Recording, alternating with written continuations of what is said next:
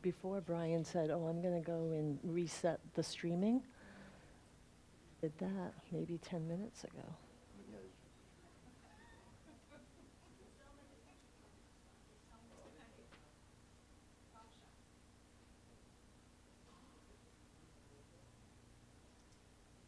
It is going or no?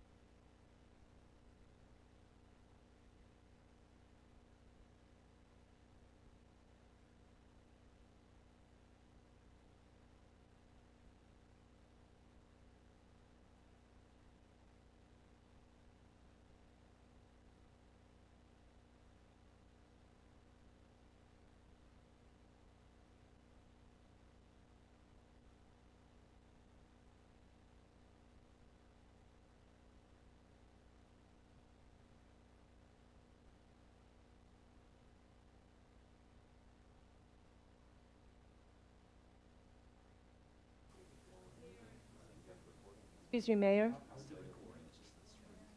Mayor? I believe we're ready.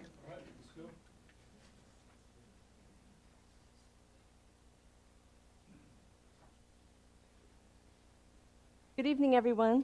Thank you for joining us. It's December 15th, 2022, and it is 6:32 p.m. Council, when your name is called, please say here or present. Mayor Maxton. I'm here. Councilmember Stroop. Here. Elizondo. Present. Bliss. Here. Kerner. Here. Parker. Here. And Councilmember Menchow is not present. With 6 members of council present, a quorum is declared. Thank you, Christina. Would everybody please stand and join me in the Pledge of Allegiance? I pledge allegiance to the flag of the United States of America and to the republic for which it stands, one nation, under God, indivisible, with liberty and justice for all. Thank you. As a reminder to everybody tonight, we are live streaming this meeting, and thank you for being here. If you are going to speak as part of the meeting, we do ask that you come up and speak from the microphone, so that way everybody that's listening on the live stream will be able to hear what you have to say. And for those that are here tonight and do speak, we ask that you introduce yourself, your name if you're a resident, state if you're a Fair Oaks Ranch resident or not, or if you're for one of the city staff, you just state the department that you're from. And citizens to be heard, we had nobody sign up. Is there anybody here that did not get an opportunity to sign up as citizens to be heard that would like to speak? All right, we'll move on to presentation. We have one presentation tonight. Very special one.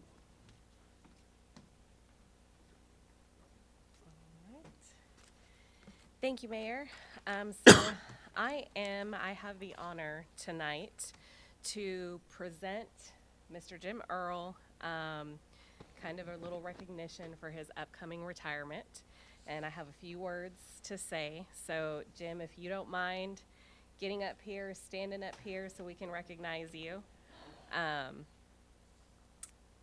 Right in center, or you can come stand next to me, whatever you're comfortable with. Yeah. But you got to get in the shot, so you got to get close to me. So tonight, again, we're recognizing, this evening, we're honoring Jim Earl and congratulating him on his upcoming retirement. His last official day is going to be, I believe, the 29th of this month, so it's coming up really quickly. Jim has worked with the city of Fair Oaks Ranch for 19 years. Jim grew up as a military child and was born at Johnson Air Force Base in Japan, which I think is really neat. He graduated from high school in San Antonio at Roosevelt High, and then went on to Texas A&M. So those of you who may know, we have a little A&M and Longhorn rivalry here, so he is on the A&M side, but we don't hold that against him. At A&M, he was a drum major in the Aggie Band and was a member of the Corps of Cadets. He received his degree in industrial education. And kind of just a little secret that maybe everybody doesn't know, I recently learned myself that as strong as the Aggie blood flows through him, he also took a graduate level course at the University of Texas at San Antonio. So he's got a little burnt orange in there too. Couldn't stay away from those Longhorns. So after graduation, Jim joined the U.S. Army in '79, where he served in the infantry. He was honorably discharged as a first lieutenant years later. And after serving his country, Jim began working at the city of Boerne, actually. So he worked there about 10 years. Is that right? About 3. My dates are not right. So about 3 years over there, and then shortly after that, he began working for the city of Fair Oaks Ranch as a contract inspector, correct? So he did that for a while, and then eventually we brought him on as a full-time building official, and he has so many credentials behind him, just over 400 hours of building inspections, code enforcement courses, you name it. Jim Earl has done it and taken and made sure that he stayed on top of his field. Also holds a plumbing inspector's license with the state board.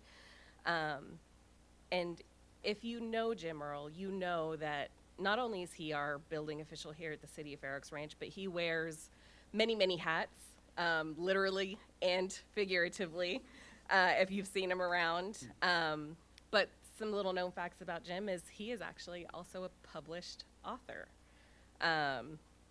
He also is an entertainer and a little bit of an actor. And you can find some of his work, like his books and things like that, on Amazon. So definitely go check him out, because he's got some stuff out there. Since his announcement of retirement, the entire team at Fair Oaks Ranch has kind of been paying homage to Jim since we found out. And this just goes to speak to just how valued not only he is as an employee, but as a coworker and a person. At Halloween, we had 4 different departments get together, unbeknownst to each other, and dress up as Jim Earl for Halloween.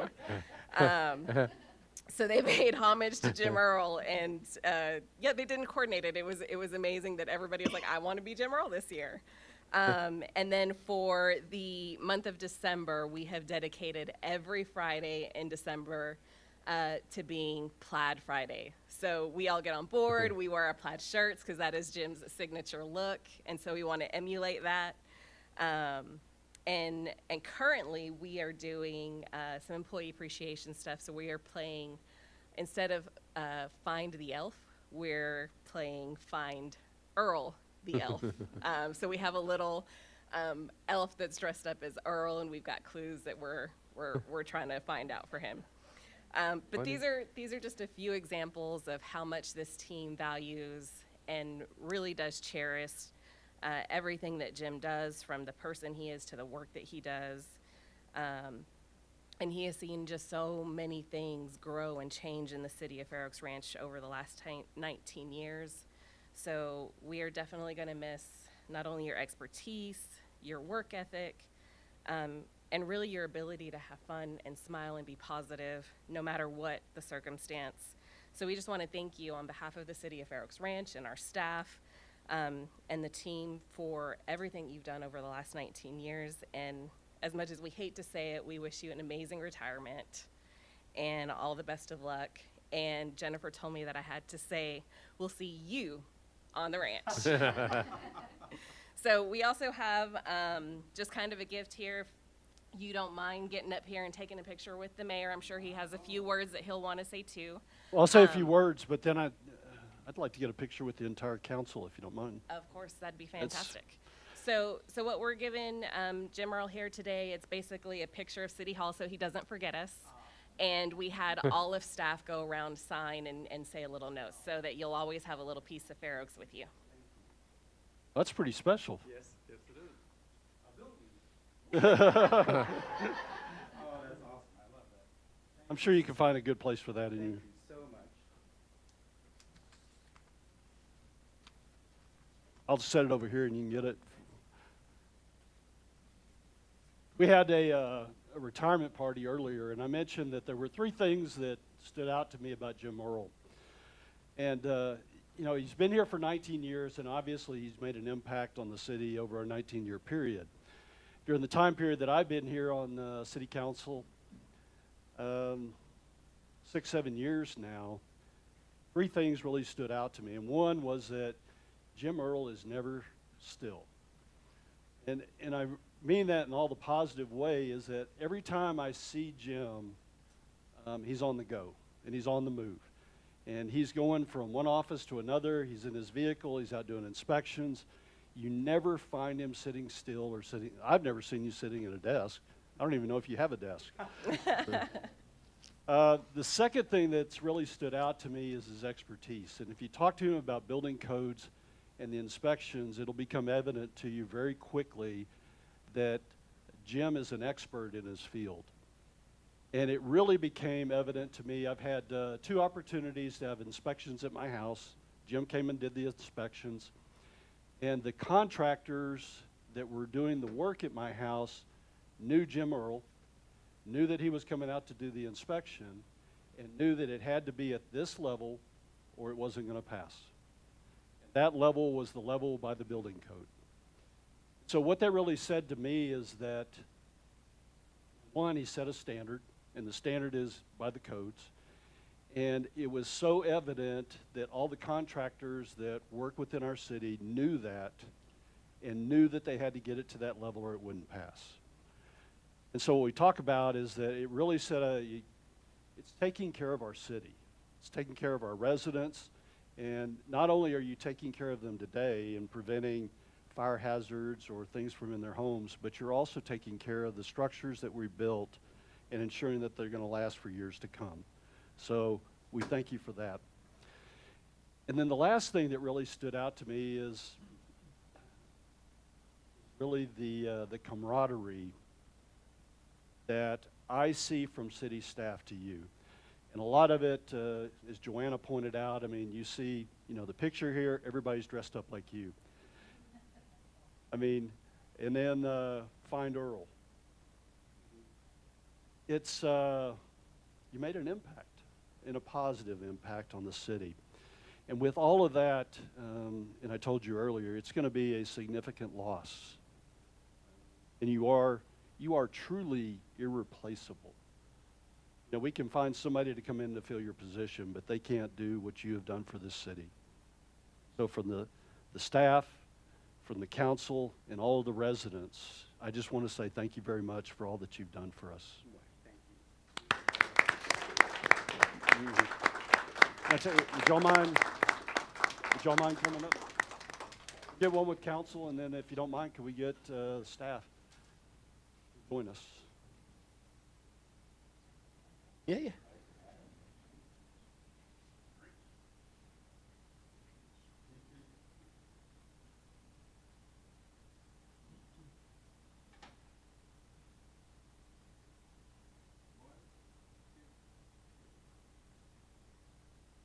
Can we get the staff to join us too now, too? Come All on. of us? Come on. Come on, come on, Come come on.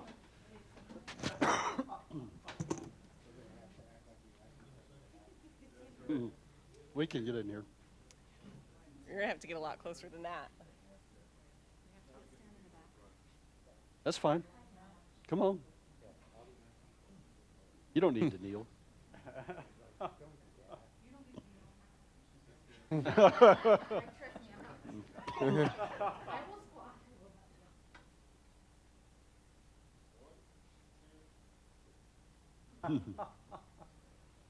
Thanks, Casey. Nice. Thanks, Jim. Thank you. Appreciate it. And you're welcome to stay for the remainder of the.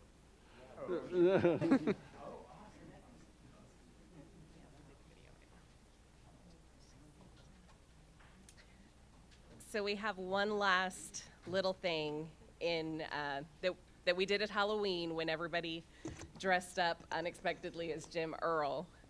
So we will try to play this. We are having a little bit of issue with audio, but we will try. So, Casey, if Christina. Oh, I'll see you on the ranch. yes. And then they do the classic chuckle. They do the classic laugh.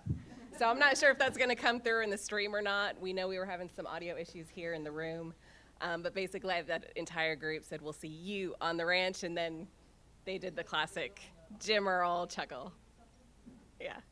Yeah, we'll definitely look and see if we can get it posted. But again, Jim, thank you for everything you do. And we hope you enjoy your retirement. Thank you very much. I'm sure I will, but I'll miss the place. Certainly. Well, we'll miss you. Thank you, Joanna. Thank you. Moving on next to consent agenda. We have 3 items on the consent agenda for tonight. First is the approval of the December 1st, 2022 regular city council meeting minutes. The second item is approval of the second reading of an ordinance regarding extending the retention period of audiovisual recordings of open meetings from 90 days to 6 years. And the third item is approval of a resolution to reappoint Bud Paulson to the Kendall Appraisal District Board of Directors. Is there any council member that would like to remove any of the consent items from consent to discussion? That, could I get a motion to approve the consent agenda? So moved. From Roy, and a second from Michelle. All in favor of approval of the consent agenda, please say aye. Aye. Any opposed? The consent agenda is approved.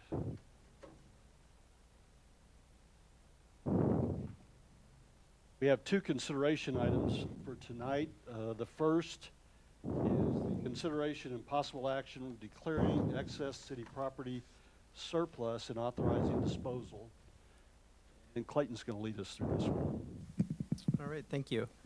So tonight's item is a little bit different than what we've been doing in the past. Historically, every time we've needed to do an auction or dispose of items, we've brought together a specific list. But what we're hoping to accomplish tonight is to get approval to adopt a policy to follow certain steps and rules that we do in order to either transfer property within city departments, auction off items, trade-ins, donations, dispose of, settle with insurance, things of that nature.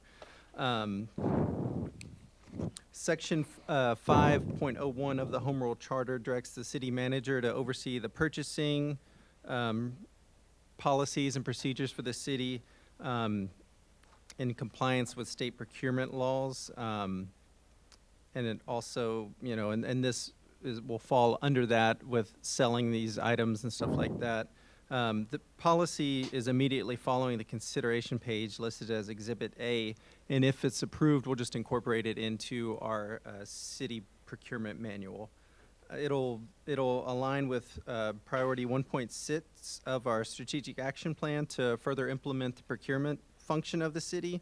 We'll gain revenue for items which are no longer used, just like we're currently doing whenever we auction off items. I mean, typically it's overwhelmingly we auction off items, but sometimes there might be a need to donate, dispose, things of that nature.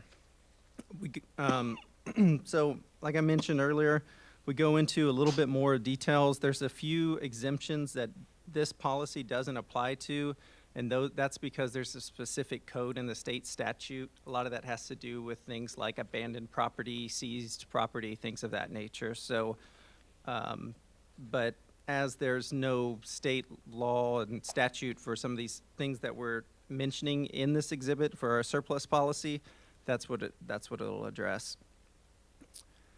One thing so basically, if this does get approved, we will, when we have vehicles, items, things like that that come up, we'll follow our procedures, we'll get approvals. Ultimately, they go up to our finance director. We'll have a list of items that we're planning on auctioning, selling, things of that nature.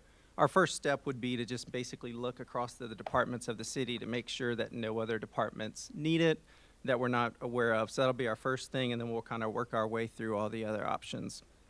The city attorney has reviewed this policy. One thing to note is if we are donating an item, we want to be very careful to make sure that, it'll accomplish a public purpose. So with that, if we're going to be donating an item, we would bring that item back to you all for your approval. And that'll be how we kind of determine, yes, this will accomplish a public purpose. The other options, as far as trade-ins, disposing, insurance settlements, auctions, things of that nature, if approved in this policy, we will, move forward as is, following these rules and procedures.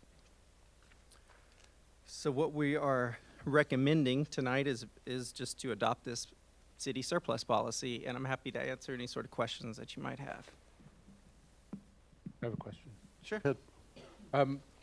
Does the policy set out what steps will be taken in what order? So and who makes that decision insofar as whether an item gets auctioned, or, because auction creates revenue, certainly, versus donating. I'm all about donating to a worthy cause, but I want to see the taxpayer paid back first. Sure. So the kind of the order, how it's listed in the consideration page, I would say our first step would be to look within our city to make sure we don't have a current use for it, and then it would be to auction or trade in whatever we can get some sort of revenue for the city. That'll take, that'll be the first thing that we're looking for, right? And if some, entity or public entity approaches us with the need for a donation or a desire, then we'll entertain those conversations. That's not as common as, I would say overwhelmingly the thing that's going to happen the most is we're going to auction these items off.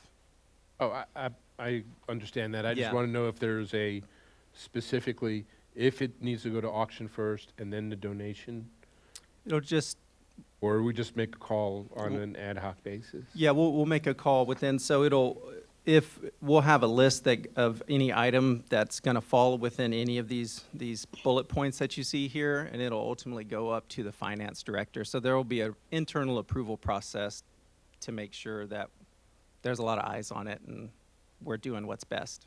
I don't see that in the requirement for internal, just pointing it out. Sure, no.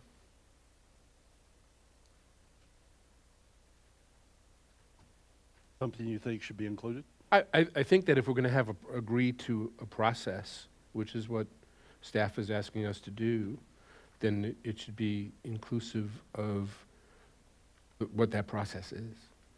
So and I'm not in a lot of cases, we may not be talking about huge ticket items, but if it's required to go to auction first and then it doesn't sell, then it can be donated, whatever it is, and specify who has that responsibility to go ahead and do that. I think that we can spell it out a little bit more. So, a suggestion might be in the paragraph where it starts out with section 5.01 on this city rule charter, and then that last sentence in that paragraph, that maybe some language, the following steps shall apply to surplus property and in the order as follows, and then it starts with transfer of property, auction, etc. Would something like that satisfy your concern, just to have that language that it's going to be processed in the order that's listed in this? Yes, and I'm certainly not saying that staff shouldn't have the ability to make a call if something that could be better used to Sure. dispose of a different way. But I think later on, that would take away any questions about what happened to a piece of property Sure. later. Why didn't it go to auction? Okay, no, Versus- sure. So, Are there ever items that you know for sure you can't auction off? Like they're so small and so minimal that it's not even worth it? We typically would ask our auctioneering company for their professional input on something like that, but if something is recognizably unusable, right, say it's furniture that's completely broken, things of that nature, then we wouldn't need to go to that step. Like with the renovation process, we obtained approval probably about 6 months or so ago to either auction or dispose of items that came up through that. So if there was something that's unusable, we can dispose of it. But in the past, we've worked with our auctioneering company to say, hey, do you think we can make some money off of this? And then, you know, if yes, we'll attempt to do it. Okay. And disposing it of anything is just really the last option. Other than insurance settlement, according to that. Correct, yes. I should say yes. We're trying to get some revenue before we try to trash anything. And that's what I'm trying to just clarify, because I think that this is probably the protocol that y'all have been going through whenever you bring something for our consideration. That you Correct. come to say, we've looked at the other options and really it doesn't have any market value, so we just want authority to dispose of it. And I think what I hear is that we're just saying, you know, that this is kind of the protocol that's going to be followed. We're going to go through it in this order of analysis and making that determination. And that would satisfy me to just know that we're going through that order. Yeah, that's correct. That is our intent with this. And from my perspective, that could just be done. To me, every policy has an operating procedure under it. Is just that could be documented in a procedure to capture that.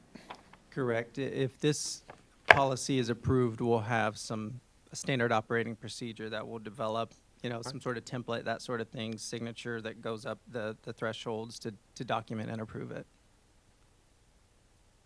And the accountability for administering this is at what part of the organization? I would be responsible for administering that through delegation through the Okay. city manager, but I would be getting approvals also throughout the way.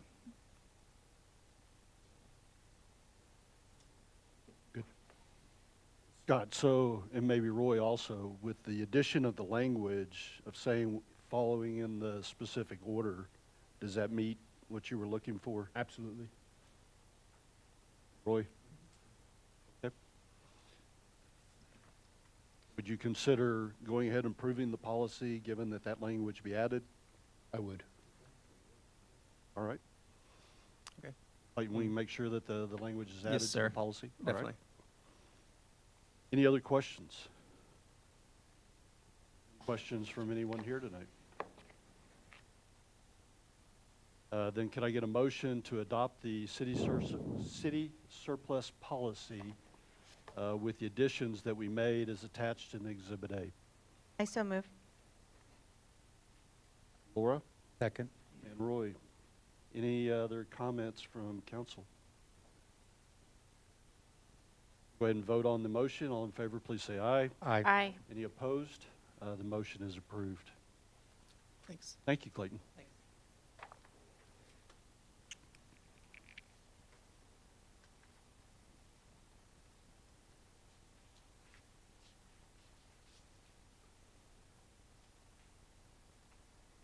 We have another consideration item tonight, which is the consideration and the possible action approving a private donation to the City of Fair Oaks Ranch Police Department. I'll turn it over to Chief. Thank you, Mayor. This is just some history here. Mr. and Mrs. Lillotti, residents of the city, have been residents for a little over 10 years. Last year, some officers very early in the morning responded to a burglary in progress call at his house. The outcome of that turned out to be nothing, but he was very thankful. He presented a donation last year so the officers could, or the police department could provide some additional body armor. So some of those officers a little bit ahead of schedule.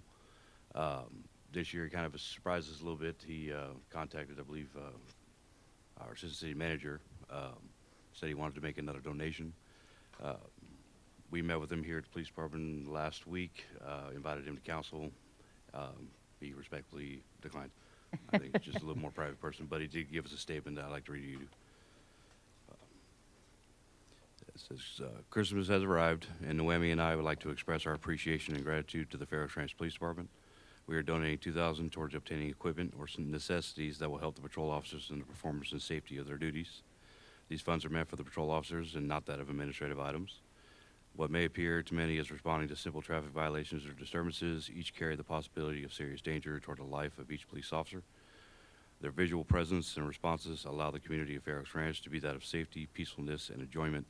In addition, the police officers are extremely polite, courteous, and friendly as demonstrated when in conversation or in greeting. My wife and I are truly thankful and grateful of these police officers, as also the entire staff of the Fair Oaks Ranch Police Department. We wish everyone a wonderful Christmas, and may God keep each and their family safe. Mr. John and Noemi Lalati.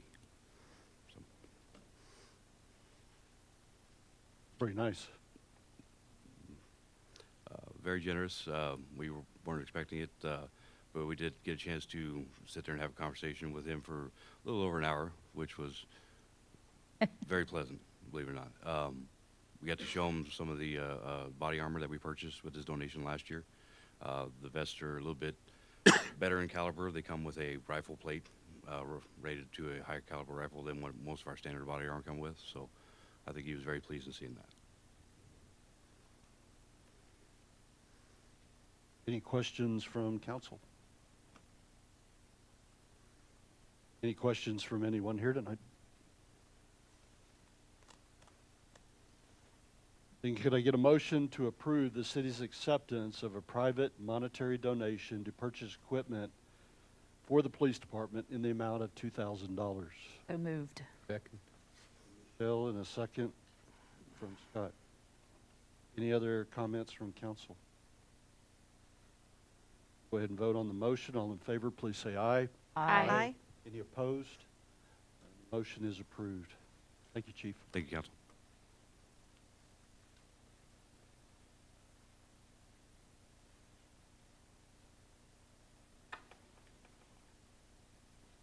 We have 3 items tonight under workshop. The first is a review of our strategic communications plan. I'll turn this over to Scott to lead us through the presentation. Good evening, Mayor and Council. I'll kick this off briefly. I'm Scott Husengay, Assistant City Manager. Tonight we're happy to respond to the Council and Manager request to present a draft strategic communications plan for your review. Casey will discuss here in a couple minutes how we intentionally modeled our proposed strategic communications plan after our existing strategic action plan. First, I think it makes sense just to align the departmental vision, mission, and priorities with that of the city as a whole. And we also found going through this that the communications portion of our existing SAP was probably a little underdeveloped at the time, so it was a good time to refine and expand the strategic aspects of our communications. After we went through the first drafts of this plan and subsequent revisions along with the city manager, staff conducted a little bit of research on communications plan generally and how some cities do this more specifically, and in most cases we found that communications plans start just like this, with an identification of goals, objectives, and strategies to accomplish our longer-term priorities, and that includes making those elements smart, like we talked about back in our strategic planning session. So as Casey goes through, you'll see all of these elements having timelines as well. In doing this research, I came across a 2012 Harvard Business Review article. It was called The 4 Steps to Building Strategic Communications Capability, and I'm going to read just 2 sentences from that article. I think set the stage for what we're trying to do here. It said the very first step of the 4 is to build a strategic foundation, and it says many organizations view their communication teams as a service resource or as a process or as process enablers. Instead, communication should be viewed as a strategic imperative for high performance. Leaders need to set the stage for the importance of communications with a clear mission, a statement of purpose, and objectives that convey the benefits that an integrated communications capability will bring to your organization. So that's what we're trying to do tonight. We want your feedback on the strategy first, so that we can go back and further develop our key stakeholders, messages, communications, and methods, along with obtaining feedback and measuring effectiveness in all of those strategies as well. We think this is, the beginning of the process, certainly not the end. We intend to use this model as a template for other departments to build out their business plans as well in support of our strategic action plan. But obviously, this is a very high priority for the council, so we want to start with communications. Casey did the heavy lifting on this plan. He followed our guidance in using the strategic framework as we discussed. So I'm going to let him walk through the elements of the proposed plan, but we're eager for your feedback and make sure that we're on the right direction before we go back and assign resources and strategies to that. But with that, I'll turn it over to Casey, and he'll walk you through the draft plan. Thank you.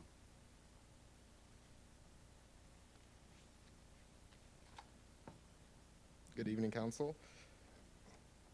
This is my first time presenting in front of you all, so please, if I'm a little nervous, and then when I'm nervous, I tend to talk a mile a minute. So if I'm talking too fast, please let me know. I'm happy to slow down, and of course, if you have any questions, let me know. So before I begin, as Scott just mentioned, the communication strategic plan has been a high priority for the council and for the city. And so our team has been tasked with creating a comprehensive strategic plan that will not only describe how the mission and goals of the communications department or the HR and communications department support and align with council objectives and priorities, but we also want to make sure that we're continuing to support our departments and other staff members as a supportive department as well. So, but before we look forward to the future and how we plan to kind of expand on our current priorities, I want to look back at fiscal year 2021 through 2022 at some of the things that we've accomplished this year. Oh, I don't know which one to, there we go. So in fiscal year 2021-2022, we enhanced and increased our communications pushes all across our social media and online presence with 973 total social media posts across all of our platforms. We also increased our newsflash pushes with 175 messages pushed out through our newsflash city alert system. We became video creators. We created 6 videos in-house and uploaded 21 live videos. That number does not include the recent court live streaming videos. We have also sought new ways to further expand our reach online with 2 new YouTube channels and 2 new social media channels. Additionally, we successfully designed and implemented the live streaming of council meetings and court live streaming, as mentioned earlier, in conjunction with the IT department and the municipal court. And then lastly, we have developed a communications and public engagement procedure, which is currently under review, to better assist and streamline the process of engaging with the public offline. So all of these achievements have been in line with Pillar 5 of the citywide strategic action plan, as Scott mentioned, which we have developed our current strategic action plan on. The HR and Communications Department falls within Pillar 5, Operational Excellence.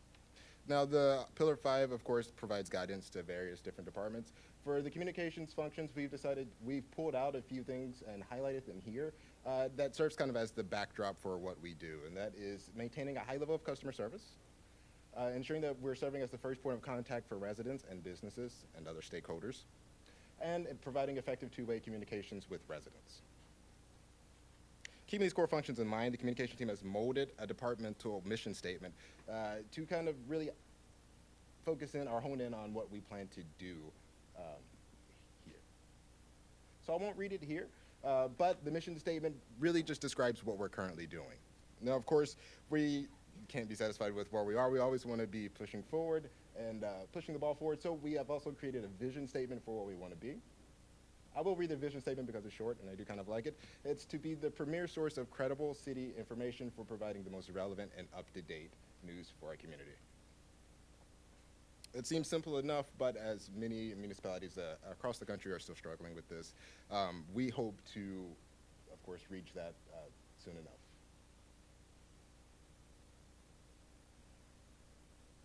Along with these core functions, we have also developed core services. So they range anywhere from administration and strategic planning to website and social media management and crisis and emergency communications. Everything in between.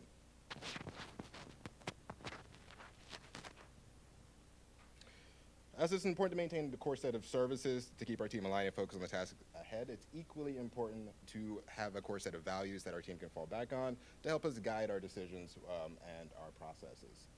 Luckily for us, we already have a core set of values listed within the citywide strategic action plan that we hope to help us guide our strategic planning processes.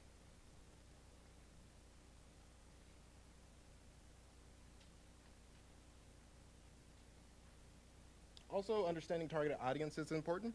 Our target audiences are pretty straightforward. We have residents, we have medias and partner organizations, the public at large, and then of course we also have our city staff.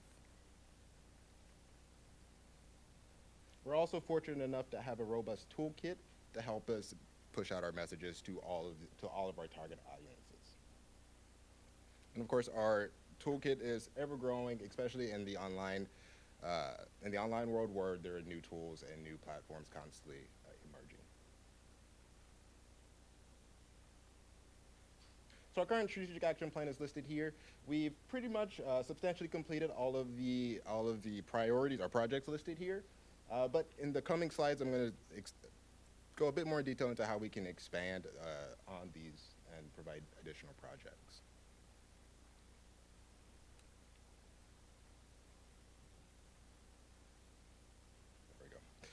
So now that we've looked at, what we've done in previous years, it's time to look forward to the plan for the future. The following strategic plan is the first plan developed by the communications arm of the HR and Communications Department.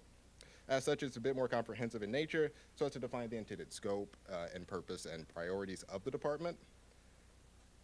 It's also going to set forth some of the projects for the next 3 years. So our goal here is to establish a communicative framework built around 5 priorities listed here. In this plan, we want to highlight the department's priorities and projects for the next 3 years, as I mentioned earlier, and primarily focus on starting the framework or building a framework around these goals. And this includes building a multimedia strategy, increasing community awareness, and establishing a communal identity.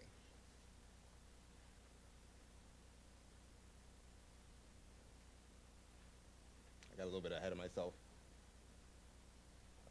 There's a lot of information on the side, but as I mentioned, the projects listed here and priorities are primarily focused around establishing one of these 3 goals here. All right, so 5.2.1, create, coordinate, and lead strategic communications efforts. Our overarching strategy here is to work directly with department heads, the city manager, and the city council to ensure messaging and communication is supportive of the city's strategic plan and city council priorities. All communications efforts will reflect city operations and the city's vision, mission, and values as identified in the strategic action plan. This includes internal and external communications, communications with community organizations and business partners, as well as communications online and through social media. This coordination will ensure consistency, strengthen buy-in from the community on the importance of city strategic goals, and cultivate an internal environment of mutual understanding and transparency. So here I have listed a few projects. I won't read through them all, but I do want to highlight a few of them. The first one there, establishing quarterly meetings with department heads. It's important that we meet quarterly with each department head to discuss major initiatives and opportunities in the upcoming quarter. This includes identifying communication priorities, needed resources, and key messaging and strategies in support of large or long-term departmental initiatives. We will focus on forming a collaborative communications effort among the departments regarding upcoming projects, or at the very least, the meetings will serve as a way to ensure all departments are kept in the loop of upcoming projects and of the communications department's timeline and calendar. And then I want to mention the last one down there, establish guidelines regarding city events. So as a goal of the communications team is to become the premier source of credible information, we can exclude the need for information surrounding city events.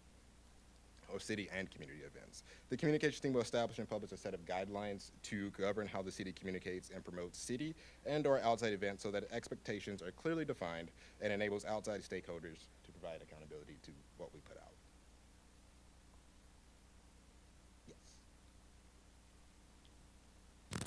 Are you going to go into that one further, or So can I ask a question? I'm sorry? If you're going to have a future slide on it, I'll pause, but. No, Okay, so when you talk about established guidelines regarding city events, do you mean how a city event is managed, or what defines a city event? What do you mean by guidelines? So I guess all of the above. We want to define what we mean by city events. Is it something that city's funded, something that city staff are involved in?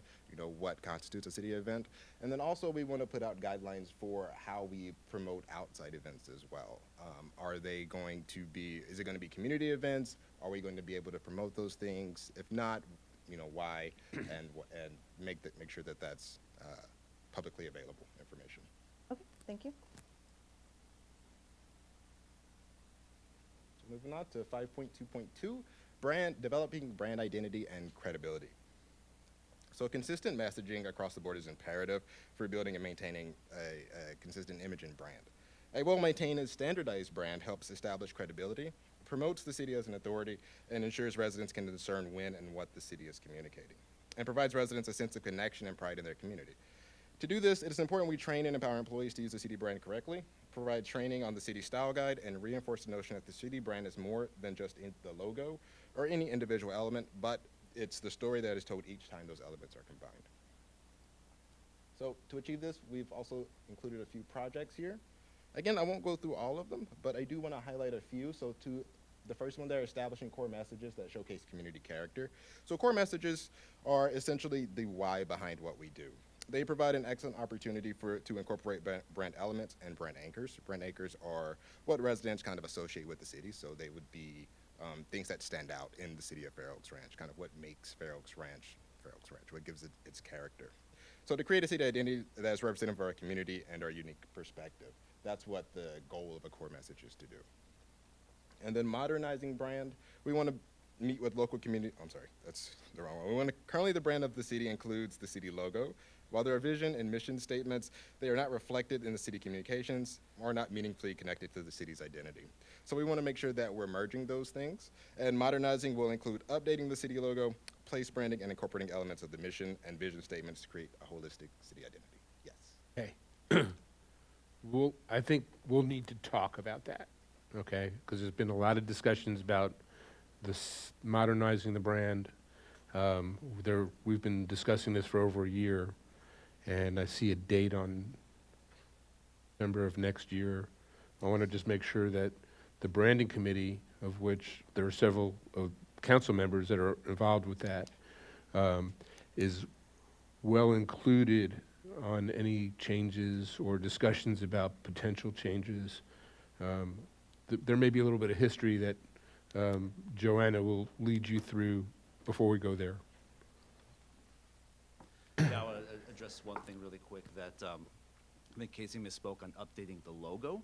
What was not intended was updating the logo itself, but making the application of the logo more consistent. So where it's across the website, our printed materials, including the same types across all of our mediums. So by that is no intention to update or change the logo itself in any meaningful way. It's to apply consistency across. I want to make that clear, because I know that's been a concern in the past. So that's not part of this project.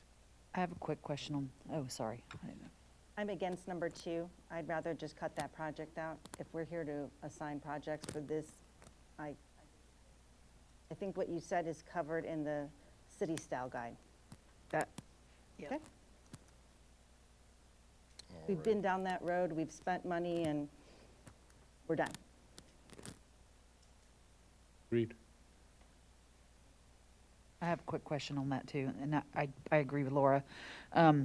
For developing and disseminating the city style guide is coming after you design the website? Yes.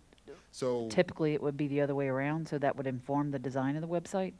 Yeah, so the part of the redesign of the website will be to establish those parts of elements of the city style guide that will then be put into a more, I guess, comprehensive city style guide, since the style guide would include other elements that may not be included in the city website. Okay. And that's why we're not developing and implementing the gateway signage until your style guide is complete, right?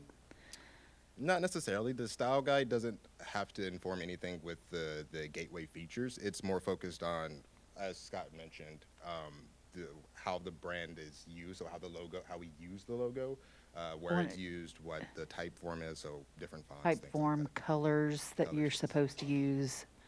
Yeah, So, so I'm sorry, I didn't mean to interrupt. no, you're good, go ahead. So the gateway signage program doesn't necessarily have to, it may not necessarily be in line with those things, but that's okay since it's meant to be a gateway feature that's unique to the city of Fair Oaks Ranch. I mean, I would think we would want those, definitive color schemes and all that solidified before we build some big gateway signage program. I mean, Possibly, again, it would depend on the type of gateway feature. If we're doing, for instance, I know there have been different talks about different things that we want to do. So colors may not factor into it, but if they do, then we will most likely have the color guide at least in place by that time, just not the full style guide, perhaps. Will your style guide cover presentations to council? It will most likely cover how we format our slides and, again, how different things are formatted and presented to the public at large. So yes, to council as well, yes. Just saying, is every time I see a slideshow, it's different fonts, different backgrounds, different everything? Yeah, it's a lot of it's because we don't have a formalized style guide yet. So once we do, you'll see more consistency across the board there. Any other questions? nope.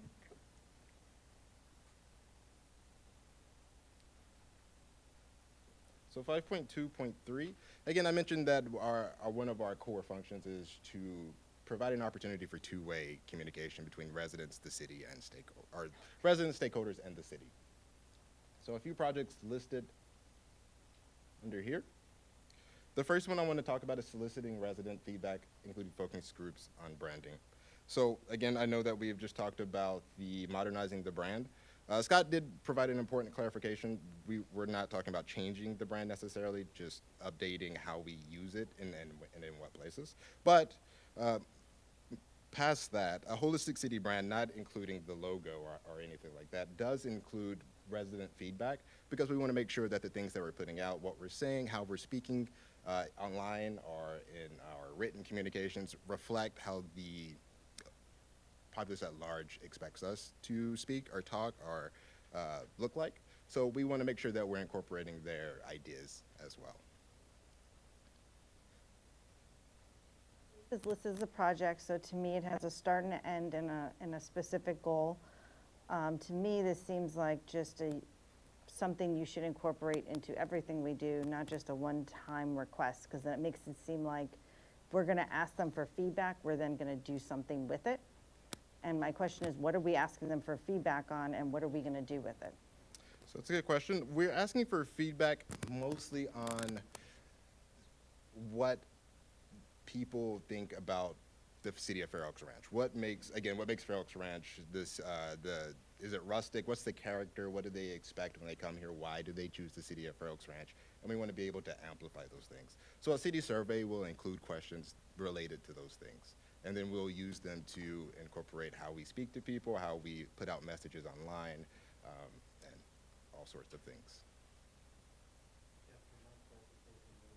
On Councilwoman Kerner's question, I would say it would be reasonable. We don't really have a process in place to do this. And so I see the project is setting up the process where we do this on a cyclical basis. Is that kind of the intent here, or is it to? So for this particular project is meant to be a one-time kind of thing as we develop in conjunction with developing the style guide, or it was supposed to be in conjunction with modernizing the brand, or any kind of updating our branding aspect in general, how we present ourselves to the public. It will go in conjunction with that. But there could be opportunities in the future to refresh that and make sure that we're staying up to date. Yeah, I guess what I would suggest, that I would see it as a good outcome if this is like a one-time project to go through these steps here, is to add a deliverable on there to say we have at least the framework for a repeatable process to do this periodically, because I don't think it's a one-time pass sort of a thing. I think it's a lot of the elements I see here are things that should be done on a repetitive basis. And I do think that's fair, and I think that once we do put this in place, doing so will create a framework that will enable us to kind of better do it in the future as well. So I kind of wanted to follow up with my question. So to kind of go along with what Roy was saying, it actually goes along with actually all of these, which is, instead of making these projects, I think it would be better if they became programs. Create a resident feedback program. I would not want it focused on branding. I want it focused on effectiveness of our communication. So, hey, did you see the newsletter? Did you open it? How long did you read it? That type of stuff. I would rather focus on that. Measuring how well we are doing with communications and asking them. And have a regular program, which means we'll ask them every year or something like that. Same thing with the town hall. Instead of promoting town hall, create a town hall program. And then that's something that you would be managing for as long as council wants that program. No, I was going to say, I agree with that wholeheartedly. We had some discussions about internally as well about what we mean by a project, and again, as I mentioned at the top, I think anything in a strategic plan, it's important to have timeframes with it. So our interpretation we talked about is the project is, I think to your point, Councilman, establishing the program. So the project is to get it in place.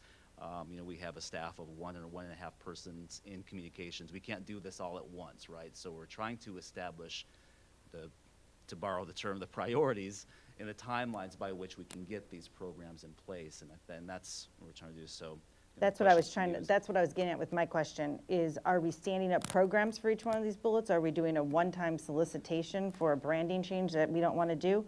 No, but I think all of these are repeatable to your earlier point. So And I think that's maybe the- if we and that's just the mix up intent. those wording a little bit and say which ones are one-time projects, like one and done, and which ones are creating a program that we're going to continue on, that we can agree that's how we want to run this program. I think the vast majority fall in that latter category, but we can certainly make that more clear. Okay, thank you. Go ahead.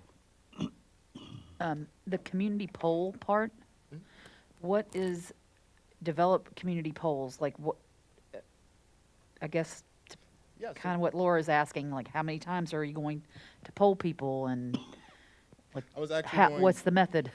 I was actually going to mention this next because it's one of the ones I was going to point out, and I think it follows Councilwoman Kerner's question earlier. So the community polls are separate from that survey that we just mentioned, or the focus group that we just mentioned above.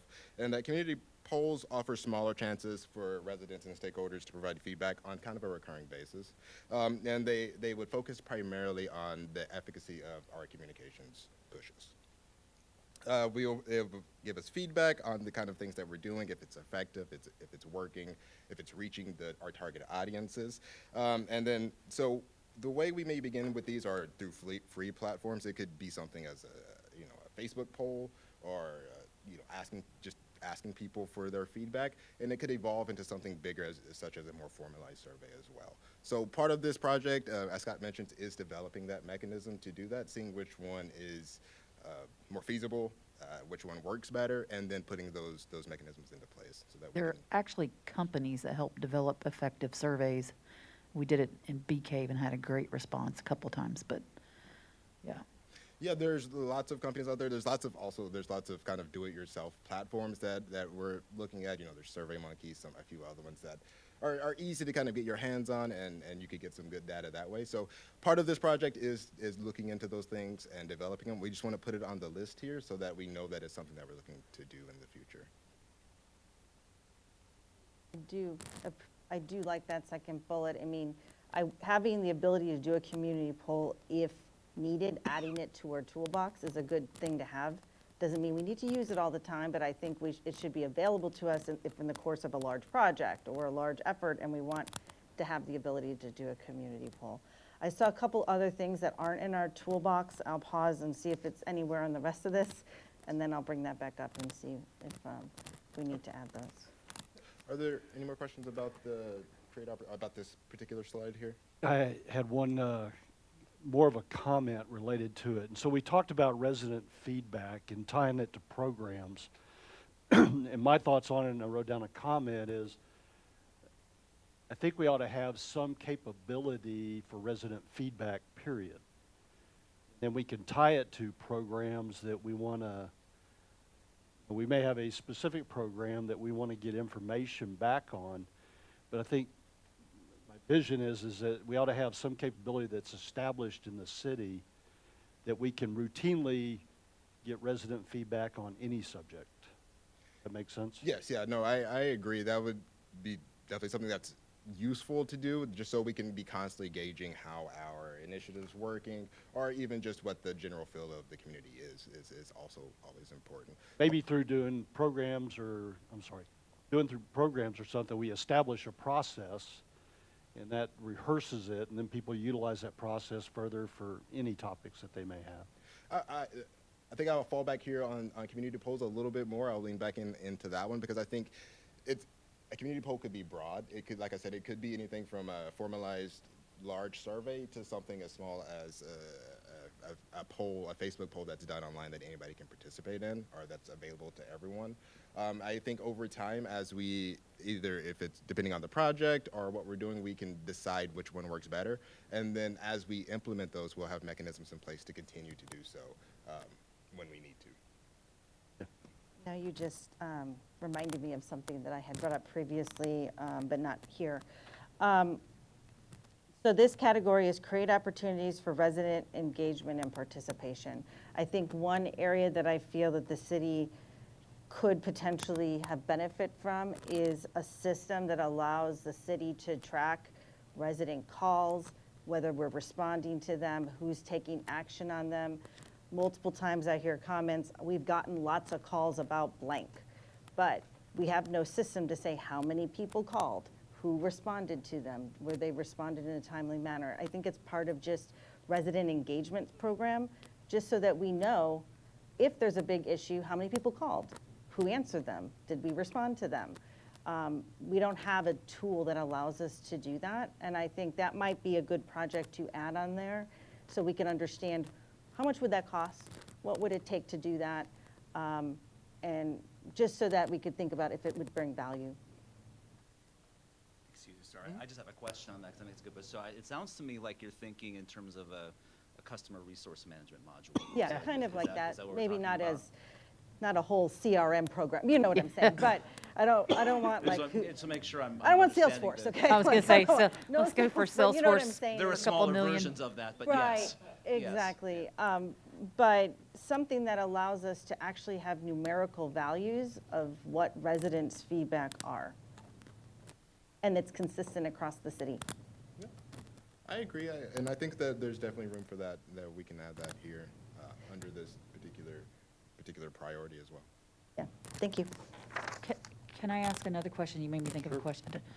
Does this plan, in this plan, should stuff like response time to residents, where is that kind of stuff documented? Or does it have any business in a plan like this, or That may, do y'all have written? so the response time is SLAs? not listed here in this plan.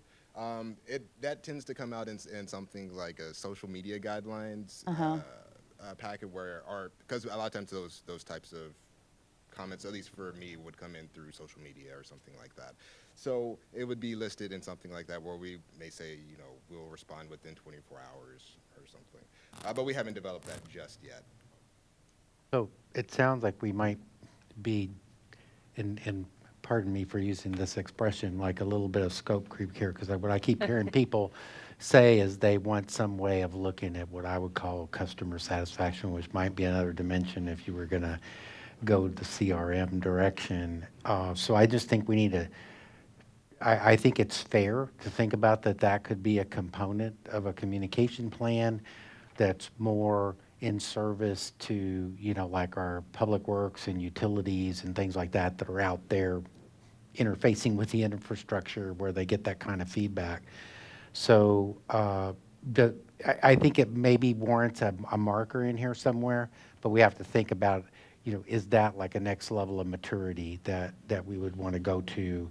You know, what are the business drivers to say it warrants the cost to have that piece in place and service it on an ongoing, so that, because it does take, it is a workload to deal with customer sat type data. So just that's what it's sounding like to me that people are interested in. And I think it could be an idea that worked, but I think it's maybe a little bit beyond what y'all were scoping out here at this time. Well, and we're scoping it out, to be clear. No, So- and that's fair, and that's Yeah. fair, but it's just it's a piece that I didn't see reflected in this when I read through it, and it's okay to think about adding it. I just think we have to recognize that it's another Cost. step, right? All right, I'm going to move on to the next one unless there are any other questions. So 5.2.4 is to provide transparent and timely communication, to media and to the public.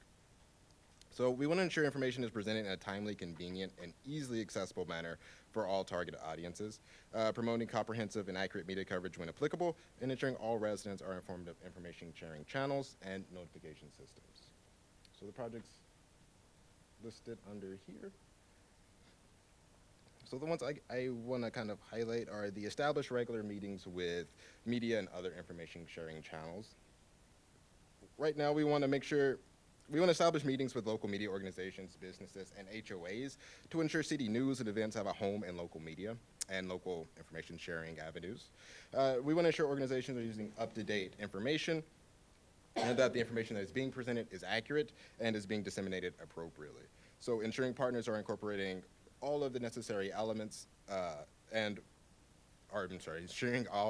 ensuring that they have all necessary elements when marketing city services. And then the developer process for distributing press releases. As the city continues to grow and we attract more people, more businesses, more residents, things like that, we want to make sure that we are creating a streamlined avenue to get out information to those local news organizations. So while the regular meetings will help us build a relationship with those organizations, the press releases will give us an avenue to send out information quickly to those organizations. Yeah. Any questions? Looks like you covered a lot of the feedback I have previously given, so I appreciate that. A couple of things in our toolbox I don't see addressed that we may want to consider in here is I don't see anything about press conferences or media interviews. Those are key ways of communicating. Say somebody makes it to the Olympics in our city. I'll try to do a positive story instead of a negative one, because most of the time you have press releases that are and press conferences that are negative. But let's think of a positive one. And we have a lot of media attention and media coming into our city. How are we handling, when do we call press conferences? How do we do that? How do we handle that? If we get called for media interviews, do we solicit media interviews? I see a lot of our other local people trying to get on the news to have actual interviews. How would we handle that as a city? And that kind of goes along with, besides just an emergency communications platform, how to handle emergency damage control situations. Say we have a catastrophe in the city. How are we going to, what is our plan to schedule? Where would we hold a press conference? Where would we tell people to be? Who would, typically handle that? Who writes the material? That type of stuff. Would we hire a consultant in that situation? Those type of stuff I would like to kind of think about in advance before it happens, and so that we could at least have a plan to go forward. It's always good to be proactive as opposed to reactive Yes. in those situations. So Yeah. I agree, and I think there's definitely room in the developing a process for distributing press releases. And I think we, to your point of who may be responsible or available for interviews, could probably fit in that designated public. Yeah, I think we could information- probably put that in that line yeah, somewhere. public information officer Okay. area where we kind of designate and talk about who's responsible for those things. Yeah, Casey, so like a channel that's not, or a set of channels that's not clear to me that it's represented in here is, we exist in 3 counties. We have multiple utility providers that impact our city.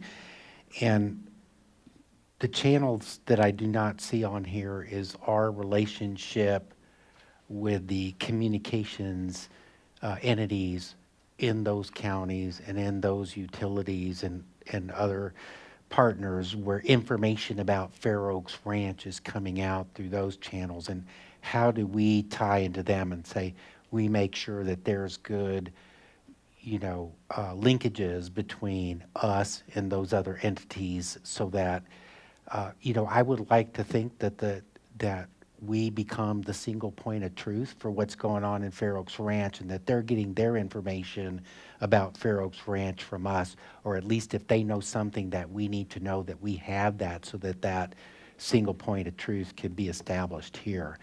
And so I would like to see more clear that it's not just, what people normally think of the media. It's kind of an indirect to media.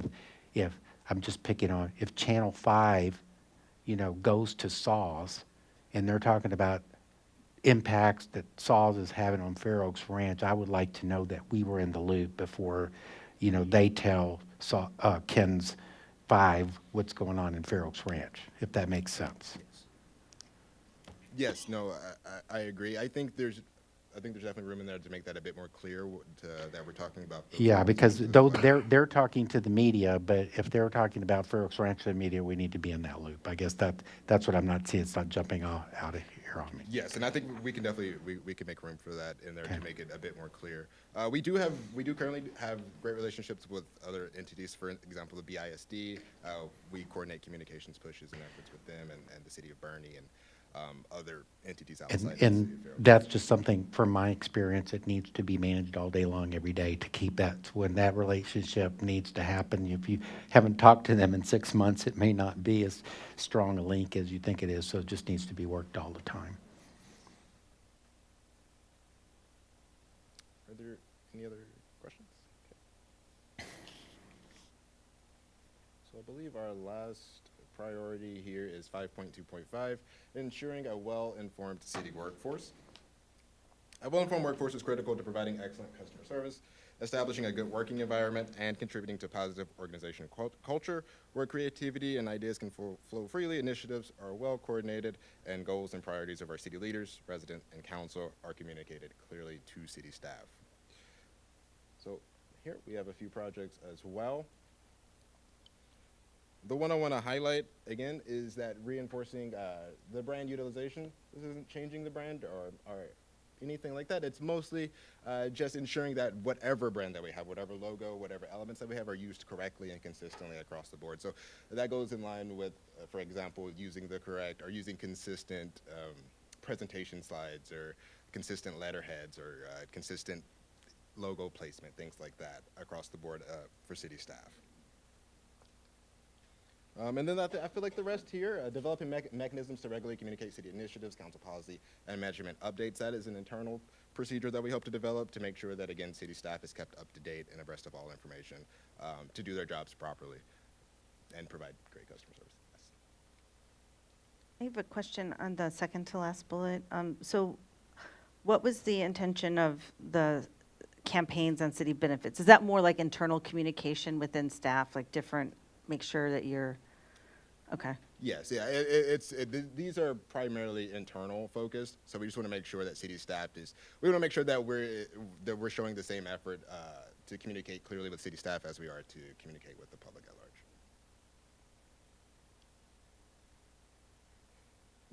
All right, and of course, Lastly, I just want to briefly talk about how we hope to develop some metrics and ways to track our project progress and success, and to come back and reevaluate later. So it's always important to establish metrics or KPIs, depending on the project or just in general, that we can come back to look at and make sure that we're growing our presence, our reach, and that our communications initiatives are actually working. So right now, there are a variety of metrics the city can use to empirically track the success of our pushes, as well as non-empirical ones as well. Here are a few of the empirical ones, though. So these are just examples, not ones that we're necessarily incorporating yet. But we so media coverage and sentiment are things that we can track pretty easily, as well as online and newsletters. We can track subscribers, open rate, click-through rate, which is what that CTR is. And then on the website, we have Google Analytics, so we can track unique visits, page views, things like that. And then again, I have just a few more examples of kind of our digital media metrics that we would use. So most of these are pretty straightforward, basic things that most places would track: likes, total number of followers, reach, things like that. And then total number of posts. On the next few slides, we do get into some more, I guess, math. We have engagement rate percentages, growth rate percentages, and average post reach percentages. These are all things to help us make sure that we're reaching our target audiences, that we're growing to incorporate more people within the city or outside of the city who may be looking in, and that the content that we're pushing out is being engaged with, that people find it interesting or providing value. Yes. Quick question. On the page 47, on the negative comments, do you guys have any like written, do you guys ever try to actually comment back to them or reach out to the person personally? Yes, we do try to, especially if it's a negative comment or any kind of comment that may be sharing information that may not be completely accurate or things like that, we try to reach back out either to them if it's in the way that they reach out to us. So if it's a comment, then we'll comment back on a post, or if it's a direct message or DM, then we'll direct message them or try to reach out to them in some way, just to mitigate whatever the concern they have. Or again, if it's sharing incorrect information, we want to make sure that accurate information is getting out there as well, in the same way that it was presented, the disinformation was presented, or misinformation, rather. In the case that the negative comments are warranted, what do we do internally with that? Like, do you guys meet up and try to figure out how you're going to rectify the situation? And is there anything that needs to be written in here about that?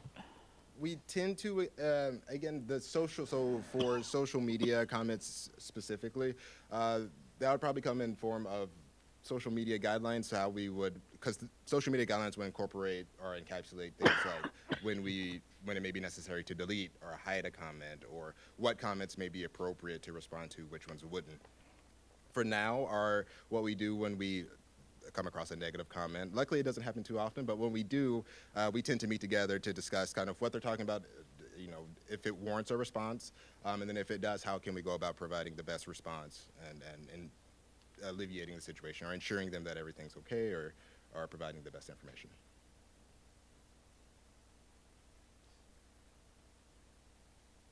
And I believe that was my last, oh, no, I have next steps, sorry. So our next steps are pretty straightforward. We want to collect feedback from you guys to further build out our strategic plan, develop key performance indicators and establish baselines to help us report, and then develop an operational plan that would be allocating resources and budgets. And then lastly, we will execute the agreed upon plan. And now I'm at the last slide for comments. Any other questions? Casey, I mean, how long have you been with us now? 10, 11 months? Since May. Right, yeah. Oh. 7 months, yes. Obviously, during that time period, you have substantially increased our capabilities to put out information, especially social media. I mean, you have really flooded social media with information and done a great job. And always, you did a great job on the presentation tonight. So you mentioned being a little nervous. You look very calm, collected, and you presented the information very well. Thank you. One of the questions I had is, and I was reading back on the, so if we look at 5.2.3, it's create opportunities for resident engagement and participation. What I would like to see is how do we take our communications department and say incorporate it into operations? And what I'm really looking at is we have a lot of information that's coming out about future actions, activities that are happening as part of the city. And some of it is responsive. So right now we've done a great job at putting information out that's maybe announcement related. What I'd like to get to is, can we identify, we know we have the bridge on Ralph Fair. So how do we, it's going to be upgraded here soon. And so how do we take our communications platform, incorporate it as part of operations, and know when it is that we need to start putting out information so that residents are aware of what's going on? That Yes, no, that makes sense. So, excuse me. Part of establishing that process first involves us setting down with. I think it goes back to maybe not this one or the previous priority here, where we talk about really engaging some of the other departments to make sure that we're collaborating with them so that we can get that advanced information to push out and really plan a good, I don't want to say promotion, but a good information sharing. that's awareness. Yes, a good campaign to make sure that people understand the what's coming up and what's going on. So part of that, again, part of this plan is really building that foundation, that baseline. So to do that, we want to start by really bringing in a lot of the other departments, working with them to ensure that we get our timelines down, that we understand our calendars and know when and how we need to push things out. Also, again, I think that may tie in also to the resident feedback. We want to know, when and where residents are getting their information, so that we can help coordinate those pushes as well. If we are sending out information, a month ahead of time, but nobody's worried about it because it's too far out, then we may push the timeline to make it a bit more sooner, or vice versa, things like that. So it really is building that foundation first, and then using what we learn to incorporate into building a better timeline. Yeah, I almost see it as taking you and incorporating our communications and capability with other departments so that we're aware of what's going on. And then really, some of it's just going to be your experience, knowing when and where there are times needed that, hey, I mean, this is information that we need to get out to residents. Yeah. I agree. Right now, I'm still learning kind of some of the things that residents find important. We're still gathering that information because, again, if residents are finding it important, it may not be something that we need to push out or that we need to develop a timeline for or a campaign for. So some of that is still gathering that information as we look into our metrics and analyze those and see what really works. I mean, I always talk about the metrics to Joanna and our team here. It's fun to look at because police, they always do very well on social media. Everybody loves to talk about them, but things that don't always do very well are road work updates. Those don't tend not to get shared very much. So we want to make sure that while we're pushing out or doing these campaigns, that we're doing it in a way that people find, I guess, engaging or valuable. So part of that is still working. We're still working through some of those kinks, I believe. Great effort. And I can see the amount of work you have ahead of you is amazing, but I think you kind of had a hint that road might be before you when you took the job. I think that one of the things that I might suggest is that, and this is also for Scott and Tobin and all the other department heads in the room, you guys are really going to have to share with Casey those things that you might believe are going to need to get out to the public, because that's going to set your priorities. I think the mayor mentioned the bridge.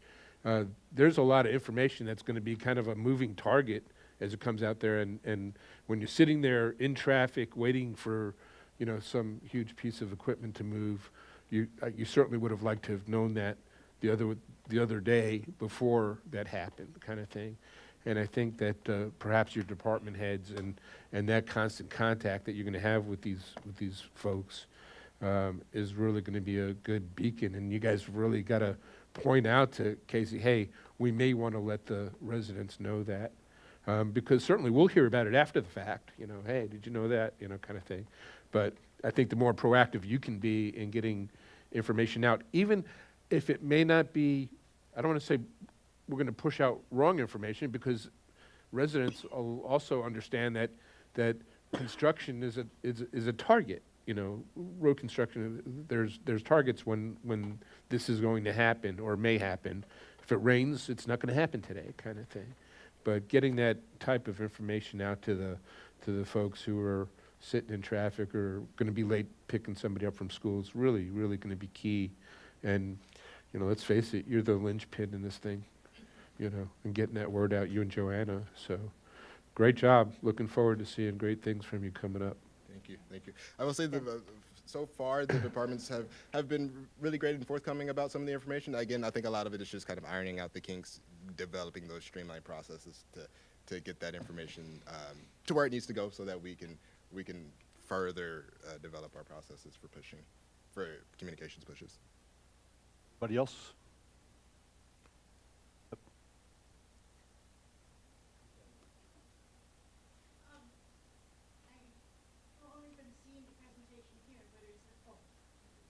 Oh, boy. State your name, where you live.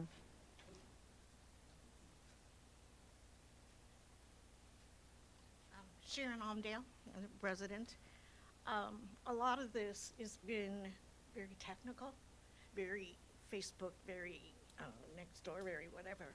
What about people who don't get on Facebook? And what about people who don't, you know, read all those things that come in? I know we have an emergency system on the phone. Mm-hmm. Does that also do the announcements? So we have a newsflash system that we tend to send out announcements. I'm sorry. We have to switch places here for just a minute. No, I agree. We do tend to focus quite a bit on online media, just because online media is growing. It tends to be where more and more people get their news, but it is true that a lot of people still do get their news outside of online media or offline. So we do want to better develop our mechanisms to handle that. You asked a question about where you know, we send out alerts from. We do send out alerts through our newsflash system. Funny enough, we tend to promote the newsflash system online. So, you know, for what it's worth, but but we do have flyers. We have paper material that we also push out as well, that residents can reach out to understand where those channels are.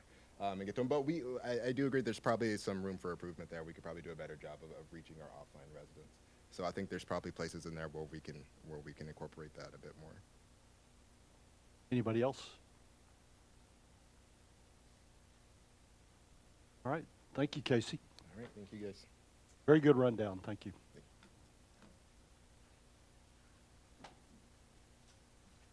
We'll move on to our next workshop item, which is a workshop to discuss and frame the Q1 Transportation Town Hall meeting. Turn it over to Tobin. Yes, sir, Mayor and Council. I think the consideration page is identical to the one we had a month or so ago. We provided an advanced read of just a draft agenda with some general assumptions. That was based off input we've received from council members over the last few weeks.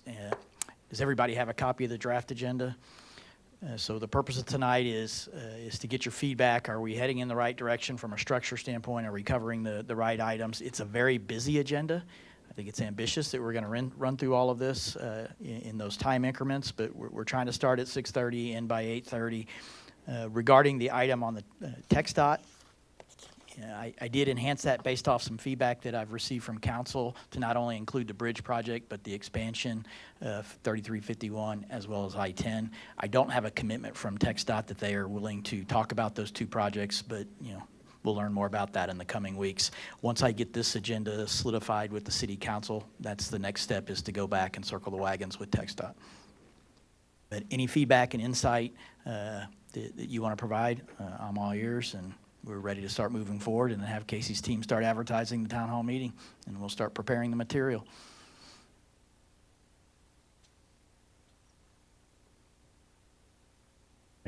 You want me to summarize each bullet point, Mayor, or? Okay.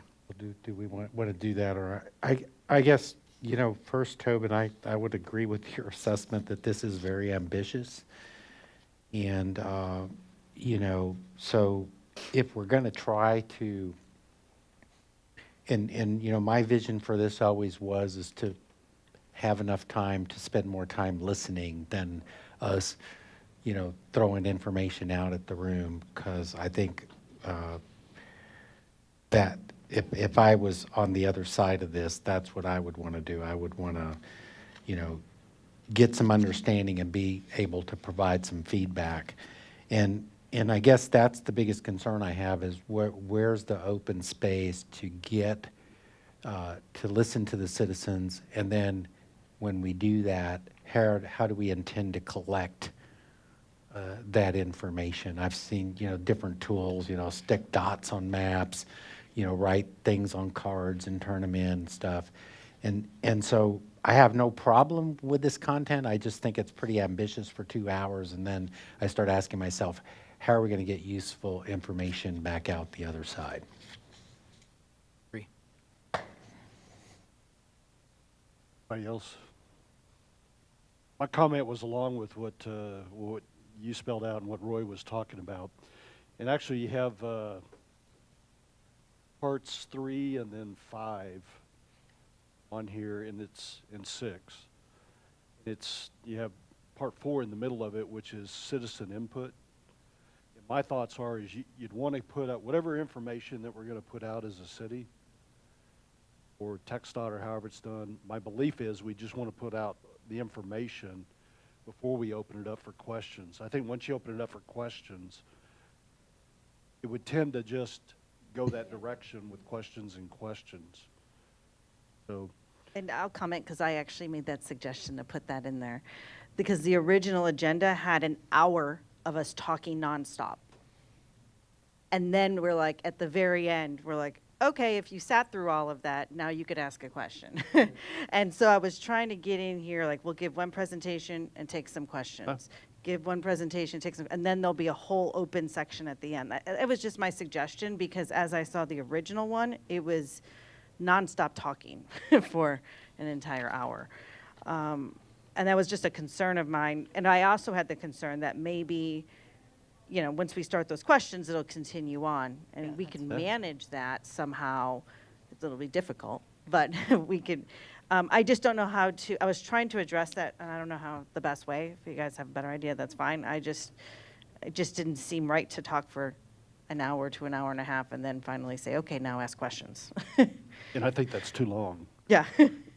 You know, and that's why, and I guess a lot of my experience of seeing how others have done this with similar material is TxDOT open houses that they've had, and basically they just almost start with a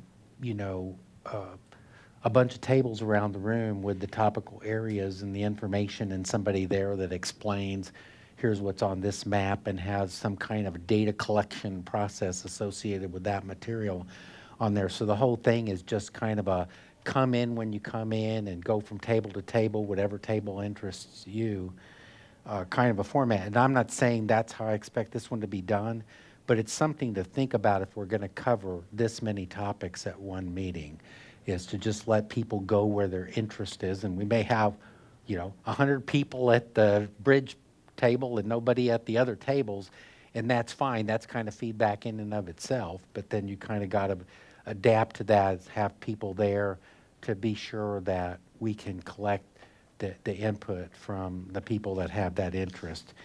And that's kind of my thing. I'm thinking more about how do we practically do this once we get everybody in the room, because not everybody's going to be able to show up at the same time. Not everybody's going to want to stay for a whole designated period of time. And it just seems like as many topics as we're trying to cover here, we might want to just start with a breakout concept rather than try to have a presentation meeting and it's okay to have, I think the introductory piece is fine. I've seen that, but then everybody just goes to their own point of interest and interacts.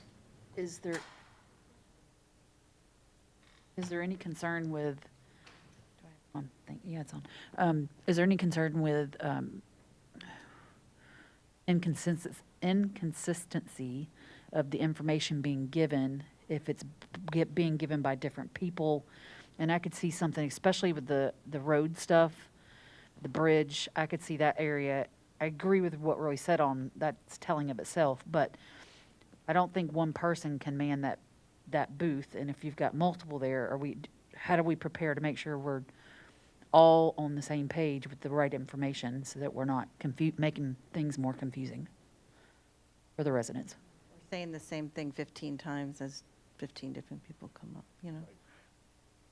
We're going to have to help you study up and prepare. So the structure of the agenda, and these are all great comments, it's really however y'all want to come together and structure it. The way it's structured now is based off the feedback that I've received collectively from council members. We wanted to present some of our policy information. You know, what is our master thoroughfare plan? What does that mean? And then take some feedback and get, you know, make sure the citizens understand what those items are, because they may not know that we even have them. But if you want to start with breakout sessions, that's fine. Y'all just let me know. The staff is going to, as we put in the general assumptions, we will prepare all the supporting material, talking points. We can continue to meet with council members, because this is the structure of this based off what y'all told me is the council wants to lead and own the workshop, and staff will be there to capture the information and help answer technical questions at y'all's direction. But this is really going to be a city council-led town hall meeting. One more thing. I almost feel like, I mean, I'm a concerned citizen, and I would not want to sit through this meeting on a weeknight. I almost feel like it should be two different meetings, one that focuses on traffic, and then one that pulls out the growth management, maybe one other one. That's just my opinion. I'll do whatever, but I wouldn't want to spend, and that's why I think the tables might be a better idea, because people can come and go on their own time. I don't know that we're going to get that many people to sit there this long. You're not alone. I think it's a grand plan, grand undertaking, but I have the same fear that you do. We're going to lose people pretty quick, and there's the possibility of the information going in one ear out the other, only because there's so much information. Yeah. And now I think that everything that's on here, Tobin, is of concern to just about everybody, but we may run into an information overload. I'm part of the system, and there's times I get overloaded. The average, right? I'll admit, that's the way it is. But I think that for the Lemon Creek is definitely a concern for everybody. We know 3351's fixing to have some major changes. I think everybody's going to have all those questions. Maybe tonight or a second meeting for a second quarter meeting might be a better idea. I agree with you. In fact, that was kind of my first thought when I saw the agenda, was if we're going to set up a regular town hall program, there's no way we'll be able to do this over and over and over again, because it's a lot. But so, I mean, if we're going to pare down the subject, we do need to keep in mind that TxDOT is coming, right? And it is kind of a matter of, I guess, urgent need to get out information. So Most of the concern I've heard in the community is on the bridge project. That's the burning platform. And if you want to think of this, the old approach of having like a soft grand opening is start out smaller, learn from the experience, and then continue to have regular town halls. I mean, I think it would be good to, start out and focus. We can cover at the high level, some of the things that, we have these plans, maybe keep them at the 40,000 foot level, the description of that, to give everybody that information and let them know more is coming, but then let them go and learn about the bridge project and everything like that. learn from that experience and then plan the next town hall and keep, I think Lemon Creek's a little bit more, yeah, they can see the dirt moving over there and everything like that, but I don't think it's as, you know, quite as urgent as the bridge, although it's getting closer every day. And you know, maybe some of the stuff that people are already starting to worry about, Dietz, Elkhorn and stuff, but I know I keep going back and forth on that, but that's a suggestion, is to maybe scale this one down a little bit, make sure we put a success under our belt, learn from that, and then plan the next one. You know, I know that's a big load on staff to have these things, you know, once every quarter or 3 times a year, but I think we have the issues that are coming up and facing the community. That's really going to be probably where we're going to need to be. Tobin, are we gonna, when we do get this set, are we gonna provide the agenda to the public ahead of time with all the time expectations, like 6:30 to 6:35? The reason I ask that is if we're doing these different town halls each quarter, not every town hall may be about transportation, right? So, you know, do we want to spend an entire year of town halls talking just about transportation and neglecting everything else that goes on?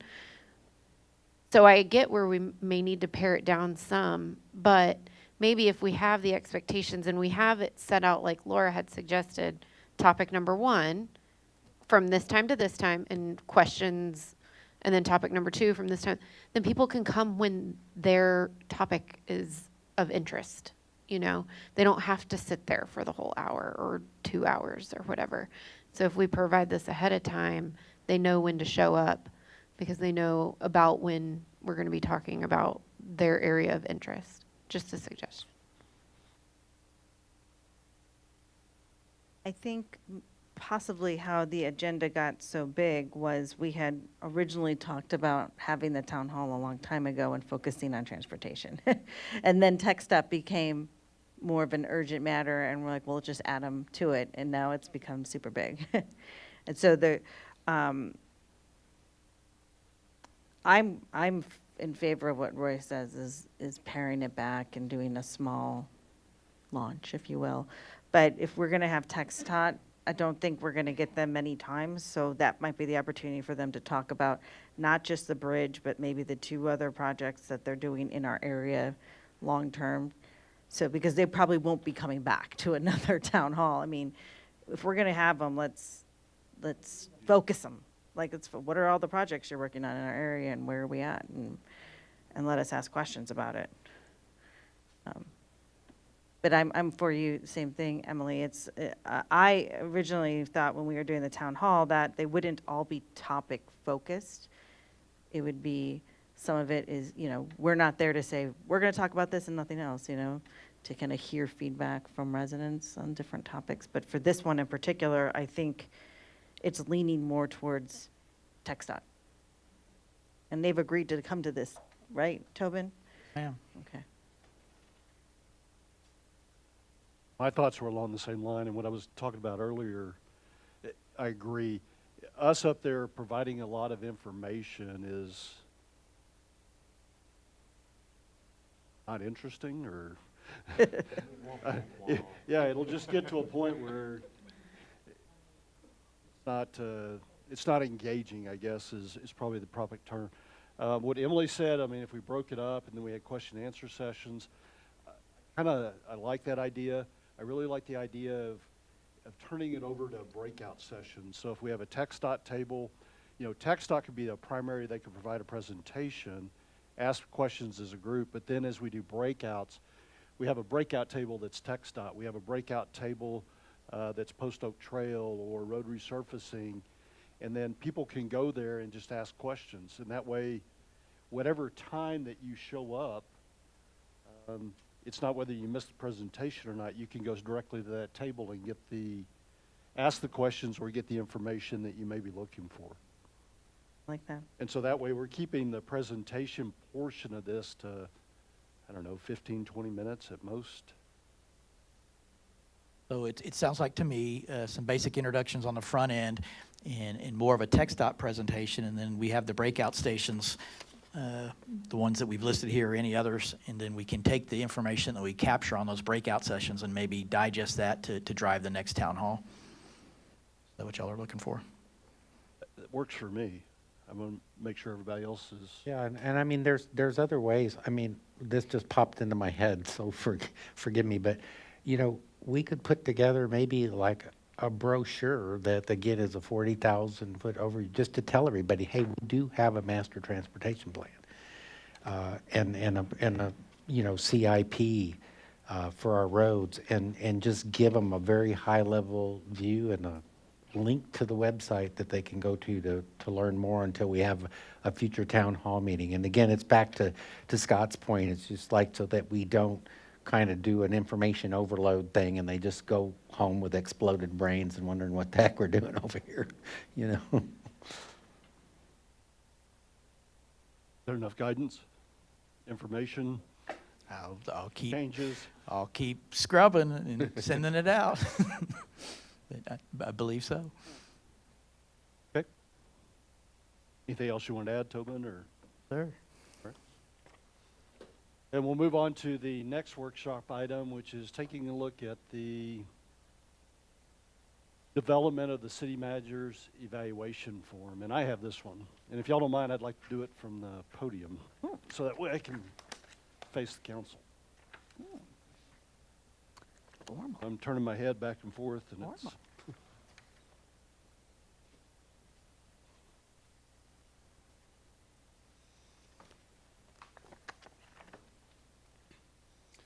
This workshop item, and with both of them on, you're okay? The workshop item tonight is to talk about the development of an evaluation form for the city manager. And through tonight's discussion, I don't think we're going to get to a final solution on that form, but I do think that we can make some headway to get it at least to a portion that we can update currently what we have. And then through interaction, we can get the final updates to that and bring it back to a council meeting, the next council meeting that we bring it up and get this approved. My thoughts are as we do this, we're working for the best solution. And so it's based off the information that we currently have and what we know or what we believe we want to have as part of an evaluation form. And to me, what that means is it doesn't mean that it's set in stone. And so if we develop something that we want to utilize this year, and at the end of the year we look at it and decide that, hey, we can make this better, we always have that opportunity to do that. So what we're doing today is not set in stone. We do have an opportunity to continue to upgrade this, to make it better, to work for us. And I just put a comment down here that I apologize that this is something that I brought before council, that we're having to discuss this tonight. I think it's important. I think that building a great tool is important in that the only opportunity, you know, we as a council provide an evaluation to the city manager. And so the reason we're bringing it before council tonight, and I'm utilizing your time to go through this, is that we as a council need to have an agreement on what we believe are the best way that we can do this to put an evaluation form together. So in the past, we used a form titled the Exempt Performance Evaluation Form. This process really looked at the personal attributes of the city manager. After that, I went online and looked at other options that were available out there that cities utilized in Texas and actually across the United States. One thing I found is that there is no consistent process for managing or evaluating a city manager. And the other thing that I found is that in some cases they're very simple forms. Even the form we had was probably somewhat complicated to some of the evaluation forms that are out there. I believe that it is through the evaluation of the city manager that the city council should be able to evaluate not just the performance of the city manager, but also the overall performance of city operations. The city manager is our input to the operations of the city. And so it is through that direction, through that guidance, through those engagements and communications that we can influence what happens as part of the city. The evaluation should contain performance goals, objectives, and targets that are linked to the council's established plans for the year, and focusing on the city manager's degree of progress towards the accomplishment of those goals. So in the packet that I provided, that's part of the council packet, there is an example form in there. As part of that packet, it also includes a guide from the International City County Management Association, ICMA, on the practices for effective local government leadership. This guide provides areas for evaluation, along with definitions for effectiveness in leadership and in management areas.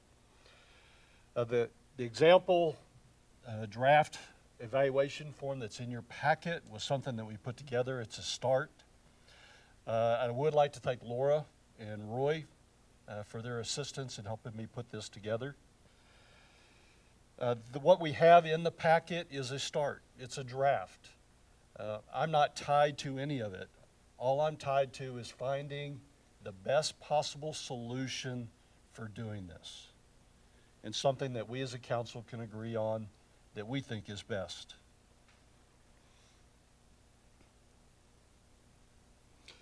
What we looked at as part of the draft is it provides a means for reviewing the personal attributes, the leadership qualities of the city manager, while also taking into consideration the quality of city services that are provided to our residents and the accomplishments made in relation to our strategic action plan.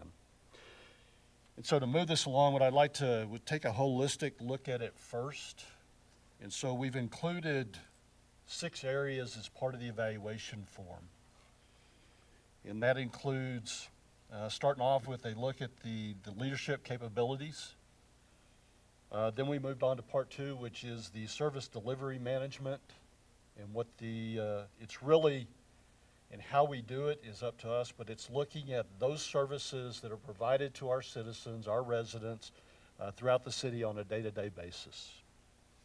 And then part 3 is taking a look at our strategic action plan objectives. And so through our planning process, which we'll get into later, we'll develop objectives that we want to accomplish, and we'd like to incorporate an evaluation on how we're accomplishing those throughout the year. And then part 4 is performance objectives. That's similar to what we did this year, which was taking at the end of the year and developing those performance objectives of things we want to accomplish for the following year. And then part 5 is just the signatures and any changes that we want to make to the city manager's employment agreement as part of the end of the evaluation period. And then the last part is the city manager's signature and then his comments that would go along with it. So to start off with, those are the 6 parts. And if you look at it holistically, have we covered what y'all would see as needed in the proper evaluation of the city manager? One, is it too much? Or are there other areas that we need to include? Or are we on track?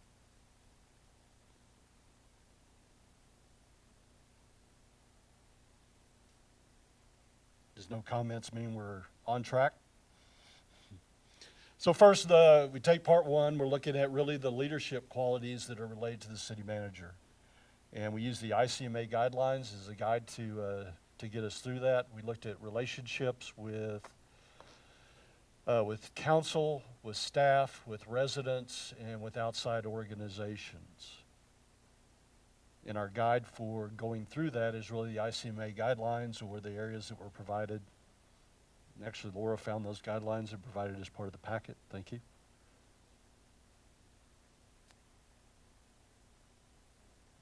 I can give a little background on what I was kind of thinking is, okay, so for this part 1 of leadership, if you look at the first item, relationship with city council boards and commissions, to kind of help guide council into which one of those scores you would use you could look at those competencies related to leadership in each of these areas, and you can look in this guide and say, okay, for number one, personal and professional integrity, and then you look under the leadership dimensions, and you'll say, okay, fosters an ethical behavior throughout the organization, and you can look at that and just start looking at some of the things that this guide says would be areas of evaluation for the leadership portion of these areas and kind of help you guide it. I didn't want to have to put it all in here. Yeah, thank you. But, you know, but I wanted us to have a side reference that you could use and then just use that. And then there's also under each of those competencies a management section. So the leadership one would be part one, and then the management would be part two, kind of the how and the what, if you will. So in part one here, we're looking at the leadership capabilities related to the operations of the city. We provided 4 blocks here, which relates to, and go back to part one. And then, so we've identified relationship and interaction with city council boards and commissions. And then you get an exceeds, met expectation, partially met, or did not meet. And then we do the same with relationship, interaction with city staff, and then relationship with residents, and then relationship with outside agencies. And so then we provide a comment block at the bottom. So as a council, at the end of the rating period, we take a look at this. If everything was on track, we'd say it met expectations, then we check that block. I mean, if it's right on track. If there's any areas that we identified that exceeded or partially met expectations, or even did not meet expectations, then a comment justifying why we rated that level would be required for each one of those in the objective portion below. So one is the overall content layout. Is it something that everyone agrees with? Yep. And the process and way we've laid it out with the guidelines that we have from ICMA. Is everybody okay with? I had one question, Greg. Go ahead. I didn't quite understand on page 65, part 5, council signatures, the last sentence. The section will also include proposed changes to the city manager employment agreement. Okay. Does that mean his contract? It does. So does that mean that we could, like, we open the contract back up for negotiation even if it's in the middle of the term? What does that mean exactly? Yeah, normally, it's during that period, it's during the evaluation period is when we would review any changes that we're going to make to the city manager's contract. So that could be pay, that could be leave days, any options that we have that we're providing to it. And even one period, we had to renew the city manager's contract. All that is done as the end of the evaluation period. And then as we do those things, any changes that we make would have to be voted on in open session. So we do the evaluation in executive session. We bring that into open session, we vote on it. If we approve it, then those comments would be captured in that portion of the evaluation. Did I explain that? Yep. In way too many words? But You got it. You nailed it. so that you could understand it. Okay. Going on to part 2. So this is the evaluation of city services. And so we had 2 ways of laying this out. The way it's laid out right now is by the core services, and I would say it's the core essential services that are provided by the city. And so that would be, they're listed on the left-hand side, it's public safety. If we needed to break that out, we could do that into police services, fire services, or EMS. I don't know, growth management, we'd have to look at that one, does that really fit? But then water and wastewater definitely are core services, management of our roadways, stormwater services. And so with this also, you look across and you have exceeds expectations, met expectations, partially, and then did not meet expectations. The evaluation in this would be, one, looking at the overall accomplishment of did the city provide the core service of water to our residents that met the expectations of council. Through the management of the city manager, right? Because, yeah. So I have a comment on this one. Go ahead. Why is municipal court operations on there? Because I don't think that that's something that's under Tobin's umbrella. So why would we be evaluating him on something that's managed by the judge? I think it should be removed. The judge doesn't manage the daily operations of the court. The judge is the judicial side, and she runs the docket in the actual court sessions, but the daily operations are managed through myself and the assistant city managers. How you take fees and how you process things. Everything, the judge is just responsible for the actual docket and running the court that day. She's a contract employee who, works 15, 20 hours a month. And she can provide directives and orders of how she wants some of the operations done, and she does that through her judicial process of issuing orders, but then it's our job to implement it. She's just not here on a daily basis and not responsible for that. Okay. I think maybe we need to look at that, though, a little bit closer to make sure that we're clear on what Tobin's going to be evaluated on and what would fall under the judge's umbrella, because I think it could be gray, and I think it needs to be a little bit clearer. Is there a policy or something that lays that out? Right, Okay. I think we need to, that's what I'm saying, I think we need to look at that. Yeah, because I don't know either. Yeah. So I think what we're talking about is having clarity on the accountabilities of each of those individuals so when we define municipal court operations, what the specific accountabilities are of the city manager versus the judge. Right. And I don't know, maybe like Joanna's not here anymore, but that's kind of a job description almost kind of thing. Right.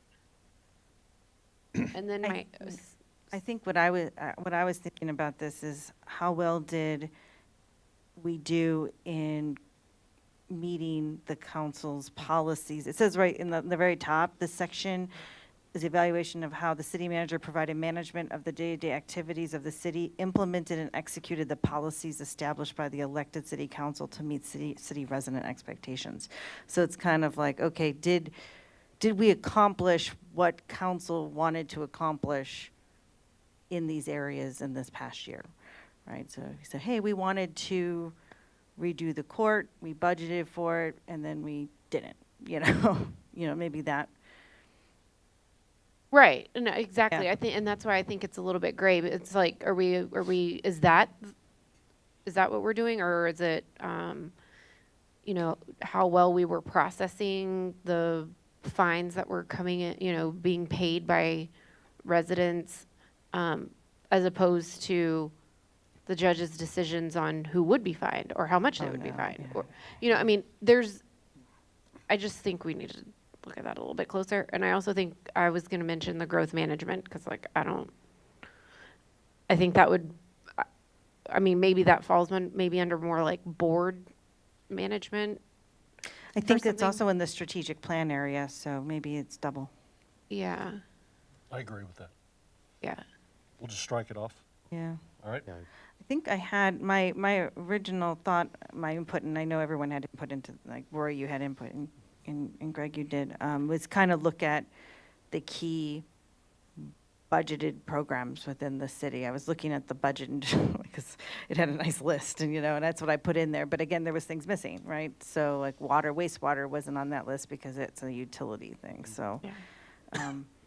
So like this is all about effectiveness and efficiency. So sort of like, did you execute the projects and programs in that area and, hit your budget numbers kind of stuff here? Because we've got, these different dimensions of performance that we're looking at. So part of using a tool like this is kind of staying on point with what you're evaluating in that dimension. And so, but I think it is a really great set of questions about, if I'm going to evaluate on growth management, does everybody on this panel understand what that is the same way, so that we don't have kind of this inter-rater reliability issue where, Roy looked at it from this perspective and Laura looked at it from another perspective, so we're kind of like comparing apples and oranges when we try to come to consensus on what the rating is. So I think, Emily, your point's very well taken, that we need to have clear definition of all these aspects. I think the reason this was kind of separated from the strategic action plan is this is kind of day-to-day. Are we providing the services that we intended to provide in these areas? How well is the manager making sure we provide those services? And then what are the things we're working on? Those projects are in the next section about the strategic plan. That's like, how well are we moving forward with the new things we want to do? So I think we were thinking that this section 2 was, are we doing the day-to-day well, right? Right. And then the section 3 was, okay, how are we doing in moving forward in our plan? And so I don't know if there's a good way of writing part 2 so that it's easy for us to understand. That might be, anything you can think of would be wonderful. The concept, I believe, that we came up with is, I think we're on track. I'm not sure that we have developed a good mechanism for conducting evaluation, and it probably comes back to what are the guidelines? What says that we met expectations or didn't, whether we exceeded it or partially met it. And some of it, we can define it from the management, the ICMA management capabilities that are in there, but then how do we take that and relate it to water that we provide, water service that we provide to residents across the city? How do we define exceed expectations or met expectations? And so we've had superior water quality for many years. Is that just because we're exceptional? And what is outstanding for us is now a met expectations, is that we always are a superior water quality system. Does that make sense?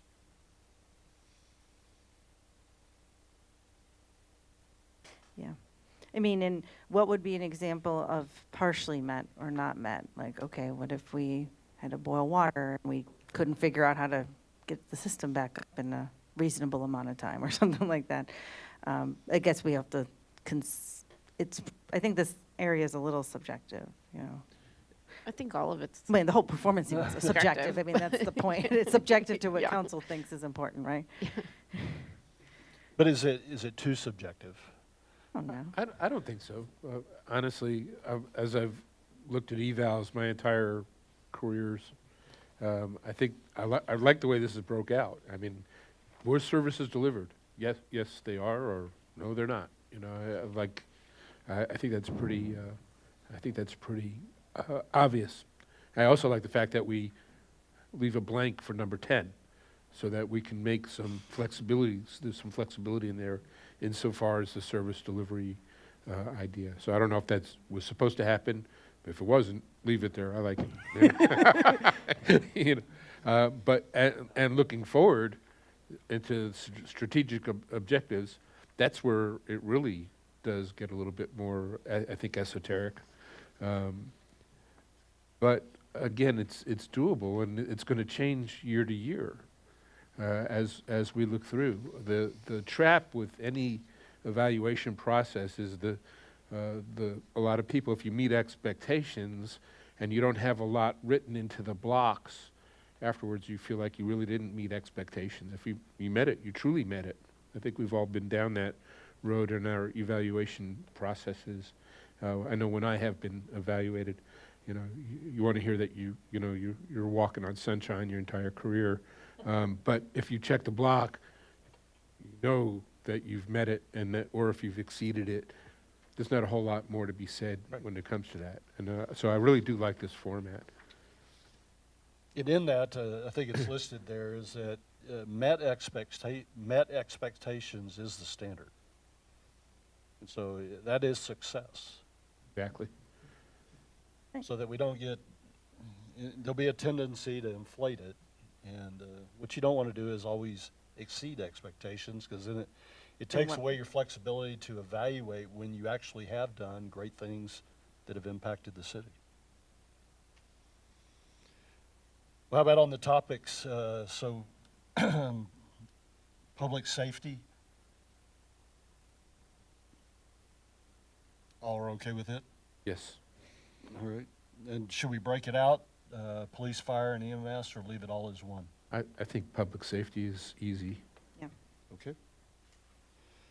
Water and wastewater, Definitely. and together? Okay.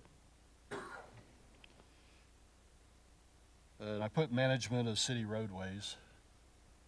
There's a different way you'd like to define that, or it's our transportation network, or is it an area that we want to keep on there? Well, we manage it as roads, so I'm good with leaving it. Okay. Stormwater services. And I still have municipal court down here, but Emily will find another, if there's a better way we can turn that, or, I think we just need, I need to get more information on that. You know, a way to deal with that really is Tobin described it, now I think about it, is rather than making it municipal court operations centric, I mean, there's just kind of like all of the overall administration of the city, and this is just being a piece of that. And whether, Yeah, maybe instead of Administration. municipal court operations, you just have city administration. Yeah, and I think I had, yeah, that was one of their ones we used to have. and That and includes. if that's too nebulous, you could just leave it off because it kind of goes without so is it an saying. essential service? Is that something that? Well, yeah, because it's. It is it an essential service that Tobin is responsible for managing? You know what I mean? Like, I think there's two managers of the municipal court, essentially, is what it's sounding like to me. And so that's why I think we need to be careful, because I don't think it's fair to Tobin to be evaluated on something that he may not manage. And I don't think it's fair to the judge for Tobin to be evaluated on something that she manages, or, whatever the case may be, whoever's in charge. So I think we just need to be careful with that, because I think it needs to be, That's a good I think it needs to be a little more clear.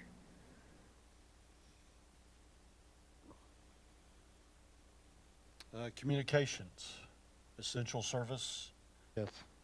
included as part of the form. Hmm. Human resources. And customer service. What are we missing? And that's why I left the 10 block on there. Yeah, was I if feel we like were we're gonna fill missing anything in, areas. but chances are Oh. we're not gonna leave it blank so that we Finance. can write in. Oh, come on. Finance and budget, Yeah, finance and budget. maybe instead of growth management? You know, and I think that's a good suggestion, because just at our last meeting, I believe, and Rosie's not here to keep me honest, but we expanded our investment program. We added a level of complexity, so that's a key area of oversight. So I think, adding financial operations would be a good add. Okay. Trying to Anything think of else? where everybody's sitting and.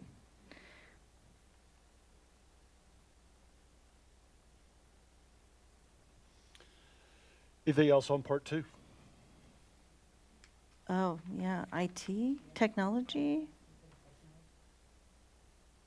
Technology services, would that Yeah, fall under like if- communications? If our internet is down for 3 Well, months, that might be, if our website's down for 3 months, or people can't communicate, that might be Maybe bad. do So- communication so slash here- technology. Here's the thing, because we're going to start adding each department on here, and whether they're, Right. so another way to look at it, is Customer service. finance and IT and stuff, and some other areas like building ops. We don't have a building op, I think we have a one-person building ops department. So, but all of those are like what we would always call shared services.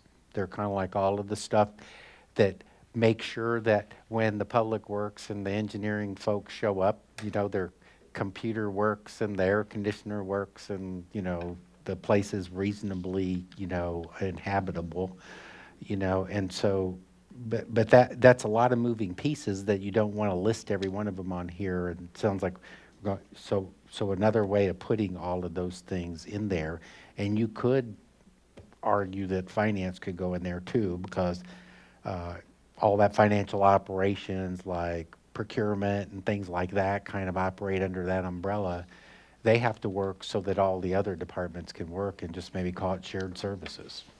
So I disagree with finance, but I understand what you're saying about shared services. Finance, we have very specific regulatory requirements we have to do with Yeah, I can live with that, yeah. posting our budgets and what, So then we need 11 items. Need financial operations and shared services. I don't know if we need shared services. I mean, Well, I crossed off growth management, so we have something we can put in there. So, I think we leave 10 blank and we're good.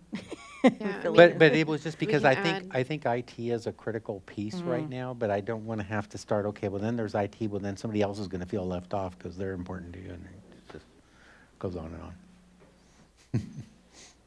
I mean, that's kind of covered in the first, in like leadership evaluation. How does Tobin manage, or the city manager, whoever it may be, manage their own staff? Right. Right. So that's covered in part 1, I feel like, right?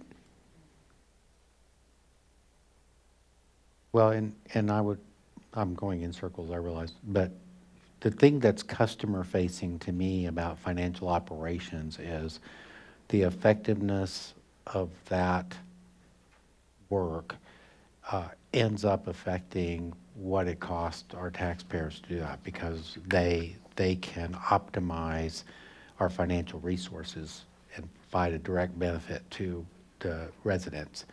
So I could live without shared services being on there, but I do agree with Laura and the others that financial operations ought to be on there for sure. I actually put it down as budget and Finance. financial operations. I think it's, when you include both, it encompasses a core essential service that we need to meet for the city. I mean, do we have on there, I know all of these are covered in the strategic action plan. I mean, should we have a strategic action plan bullet?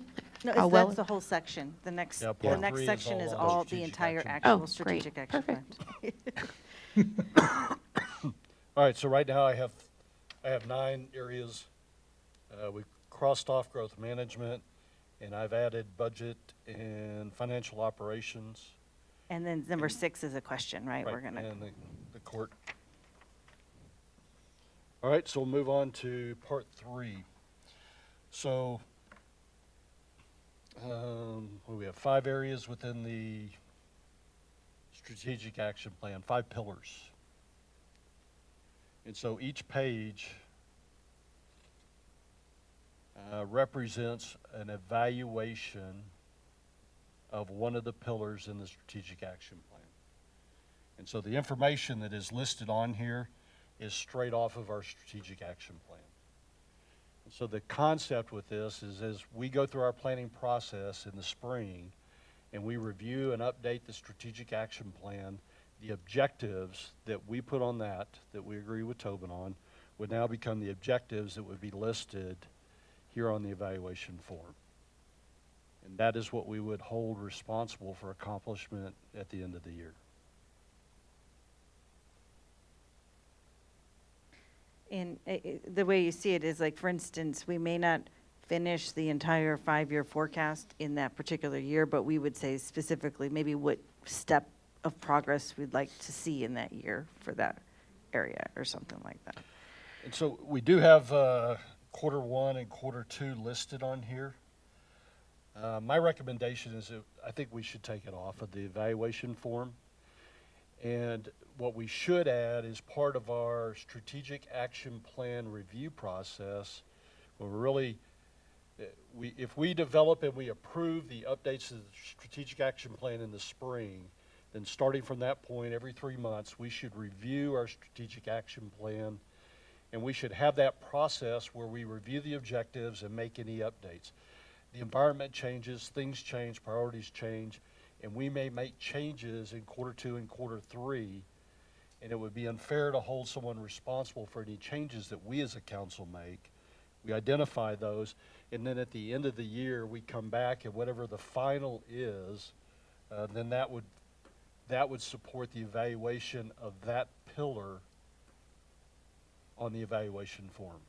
So how do we keep those, because what I heard you say is one way or the other, I believe there ought to be a commitment to you know, a quarterly touching base on how we're doing on that. Do we have data that says that's the wrong goal here, the goal needs to be adjusted?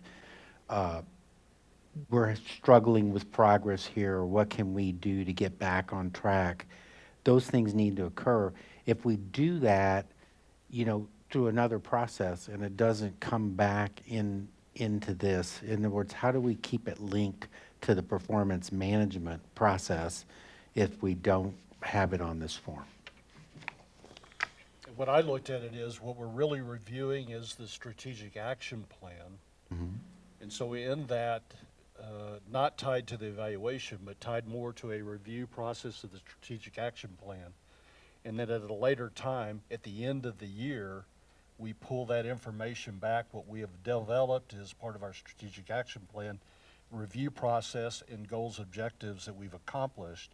And that is what then is transcribed into the evaluation form here at the Yeah, bottom. and I hear what you're saying, and I don't disagree with that. I just, you know, still feel like there needs to be a link. If this was my review, and I was gonna be, these are my accountabilities, I'd wanna say, I wanna clearly have it linked into this, because first, I contracted with you to meet these objectives and goals at the beginning of the year.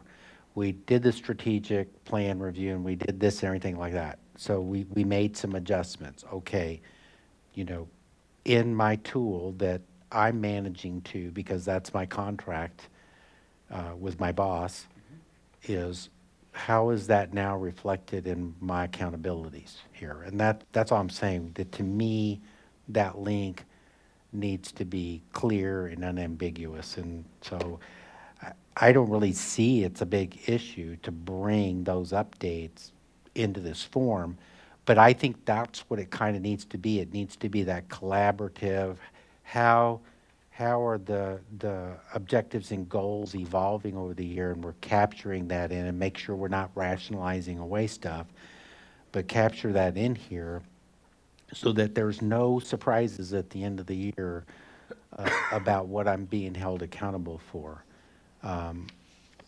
You know, Maybe we could do that with a separate form when we do our quarterly meetings. well, where I was going with that is I think it's that kind of conversation. I wouldn't be in favor of rating at the end of Q2 and the end of Q3 and then at the end of, it doesn't have anything to do with ratings. It has to do with, you know, where are we? Memorialize. Yeah, what's, okay, we now have, you know, more data to work with and do those check-ins and stuff during the year to try to get as close as we can to achieving what we set out to do, or even doing better.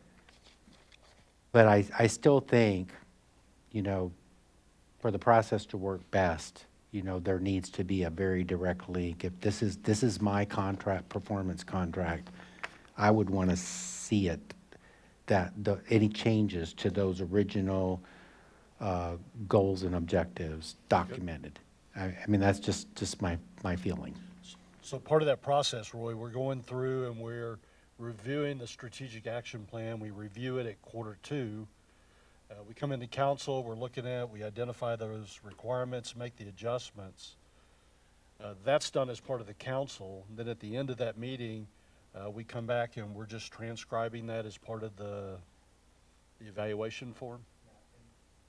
And again, that's fine with me, but then we're making a commitment as a council to have those quarterly workshops or whatever you want to call them, to formally make those updates. And I don't have any problem with grabbing those pieces and dropping them in here.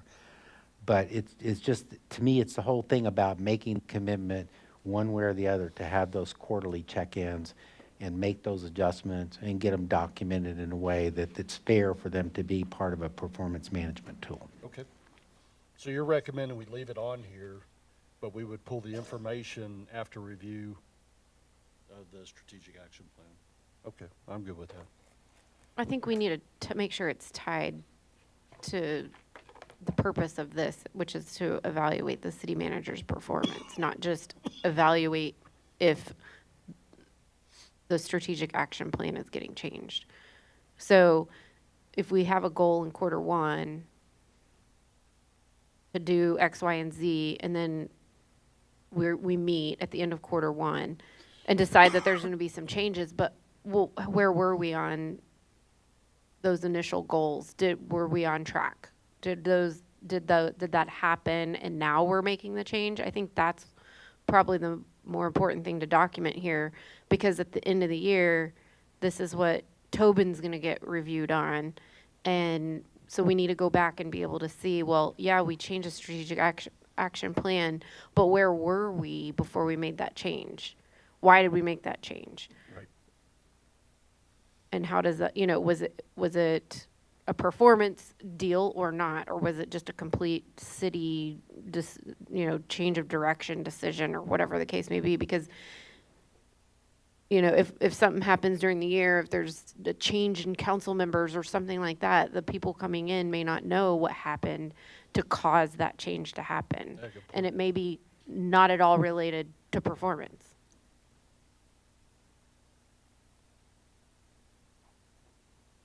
Okay. I'm with Emily on this. We're not rating, we're rating the city manager's implementation of the performance, not the actual strategic plan, right? So we would need to have enough leeway to go ahead and make changes midstream that would not be detrimental at the end of the day, speaking to the city manager's position. So just so I understand correctly, so at the beginning of the year, we would go through the strategic action plan and we would identify those objectives for accomplishment during the year. And then through the year, we make changes. And so for whatever reason, and we would document that, a change to the strategic action plan or accomplishment of objectives if they've already been accomplished, or if they weren't, why they weren't accomplished on timeline. That all would be listed as part of the strategic action plan in our quarterly reviews, and then we would take that information and transcribe it into the evaluation form. And I agree, we ought to have some type of history that we can track, years, a long time, and so that we have all the verbiage and the data Right. to provide to us at the evaluation period of why we were on track or why we were off track with the accomplishment of the strategic action plan objectives. Does that make? Yeah, it keeps the playing field fair.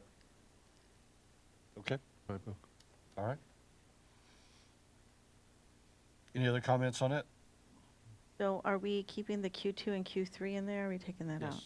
We are. We're keeping it in. So uncross off my cross off. Okay. Which are tied to the information that we pull from the review of the strategic action plan. Yes. Got it.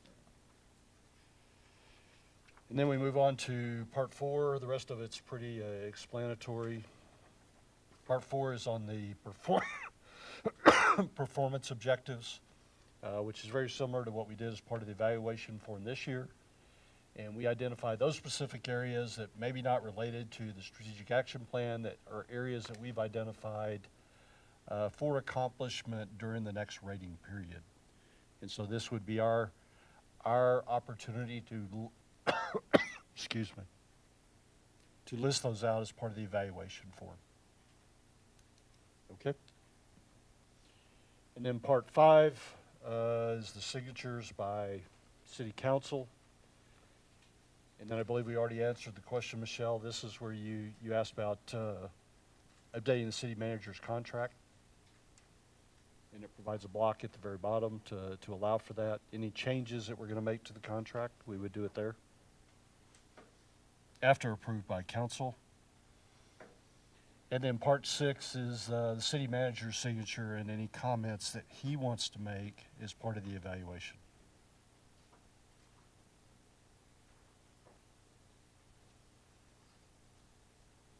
All right. Any other questions? Anything we've missed? Anything that should be included?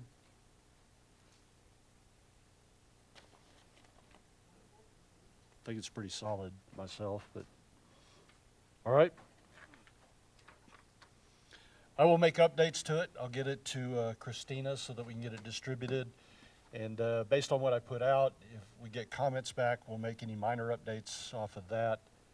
And then we'll go forward with a final copy and something we can utilize for evaluation at the end of the year.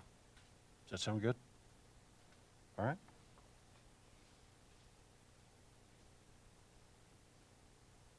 Good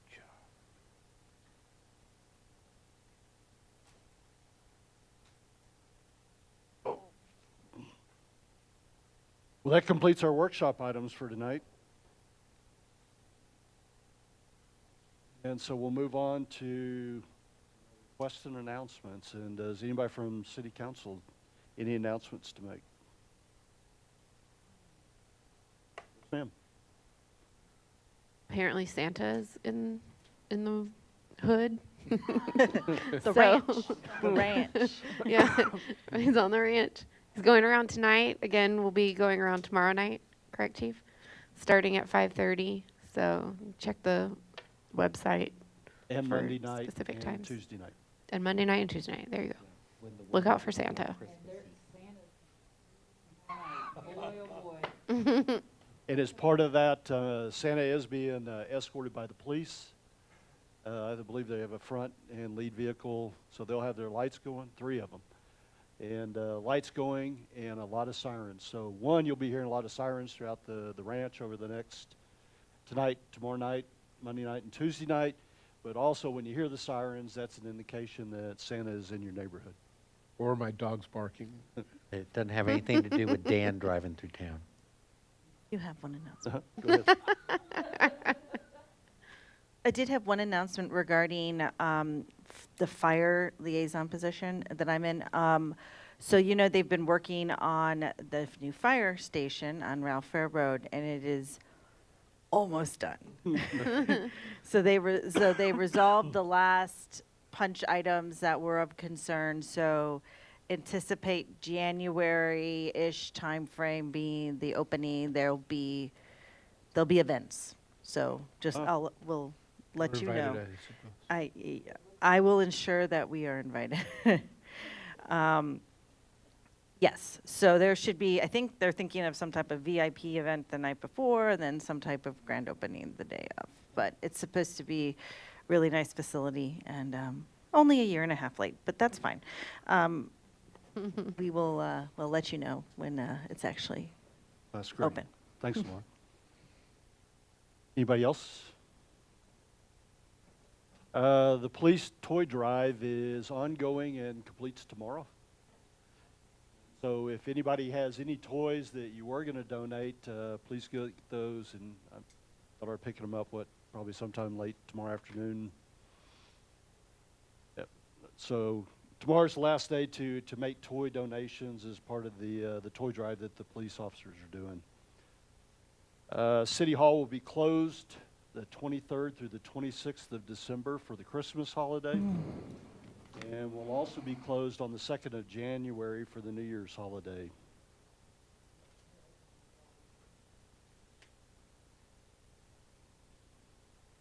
Bulk trash pickup is scheduled to start the 9th of January. So please keep a lookout for notices from the city that will lay out specific timelines for putting trash out, bulk trash out, and then the specific dates for each of the sectors or when they'll be picked up. We talked about the transportation town hall meeting. That is scheduled for the 24th of January. We'll start at 6:30, at least that part we do know. And it will be at the Spring Creek United Methodist Church. I do have a note down here to congratulate the Bernie High School football team. They will be playing for the state championship in District 4A. That'll be tomorrow afternoon. They'll be playing against China Spring. And I believe China Spring is state champions from last year.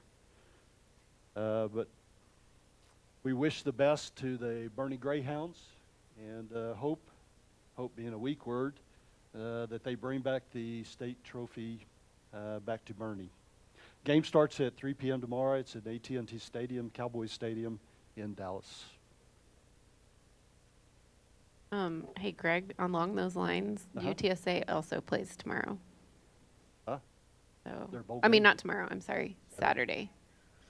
I keep thinking it's Friday. They play Saturday, so go Roadrunners. And Incarnate Word's in the playoffs too. They're in semifinals. Surrounded by Right. stellar athletes. Yeah.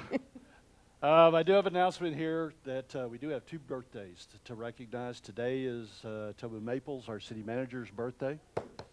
Woohoo!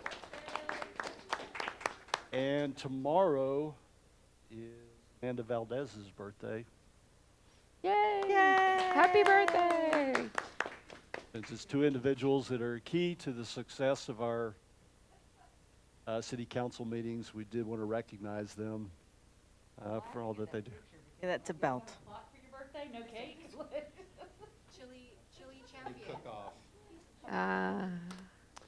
The last announcement that I had down here is just to wish everybody a happy holiday, a Merry Christmas, and a Happy New Year. This will be the last meeting that we'll have before the holidays, and so the next opportunity will be the first week of January. So as we go off, wish everybody a good tiding during this time frame, and please stay safe so that we can all come back together in the next year. Tobin, that's all I have. Any other? Just a couple things, council. As we have our regular discussions as city manager and council members, let me know how you like some of the new formats on the agenda. We've been having these workshop items, at least from my seat, it looks like they're productive and add value. So if you want to keep doing them, please make sure that we're aware. And then regarding the last workshop item on my evaluation form, we've been talking about updating those forms for at least 3 years maybe. So I want to thank the council for putting all the time into that and really being innovative. I really, really appreciate everything you've put into that, and I look forward to implementing those and see what needs to change as y'all use that as a new tool. Well, thank you. Is there any council member that has an item that they would like added to a future agenda for city council? All right. We will be moving into executive session tonight. We have 2 items. Pursuant to Section 551.101 of the Open Meetings Act of the Texas Government Code, a quorum of the governing body hereby convenes into executive session. This will be referenced Section 551.071, consultation with attorney to receive legal advice from the city attorney regarding Birding Ranch Estates LLC. And then also reference Section 551.072, which is deliberation regarding real property. And this will be referenced. The City Council will meet in closed session to deliberate the purchase, exchange, lease, or value of real property that may be considered for future location of water and wastewater system improvements. And I have the time now is 9:07, and we are moving into executive session.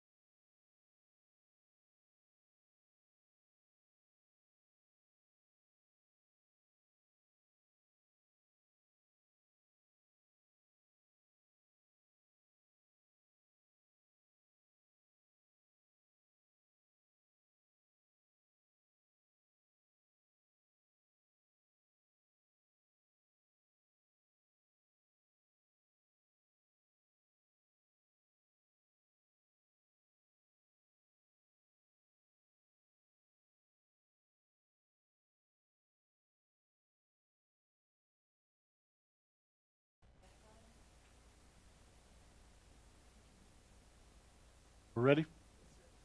All right, is everybody ready? I have the time now is 9:25, and we are back in open session. During the time we were in executive session, there were no actions taken that required us to go through consideration in open session. Christine, anything else we need for tonight? Good? Tobin, anything else? All right, I have the time now is still 9:25, and we are adjourned.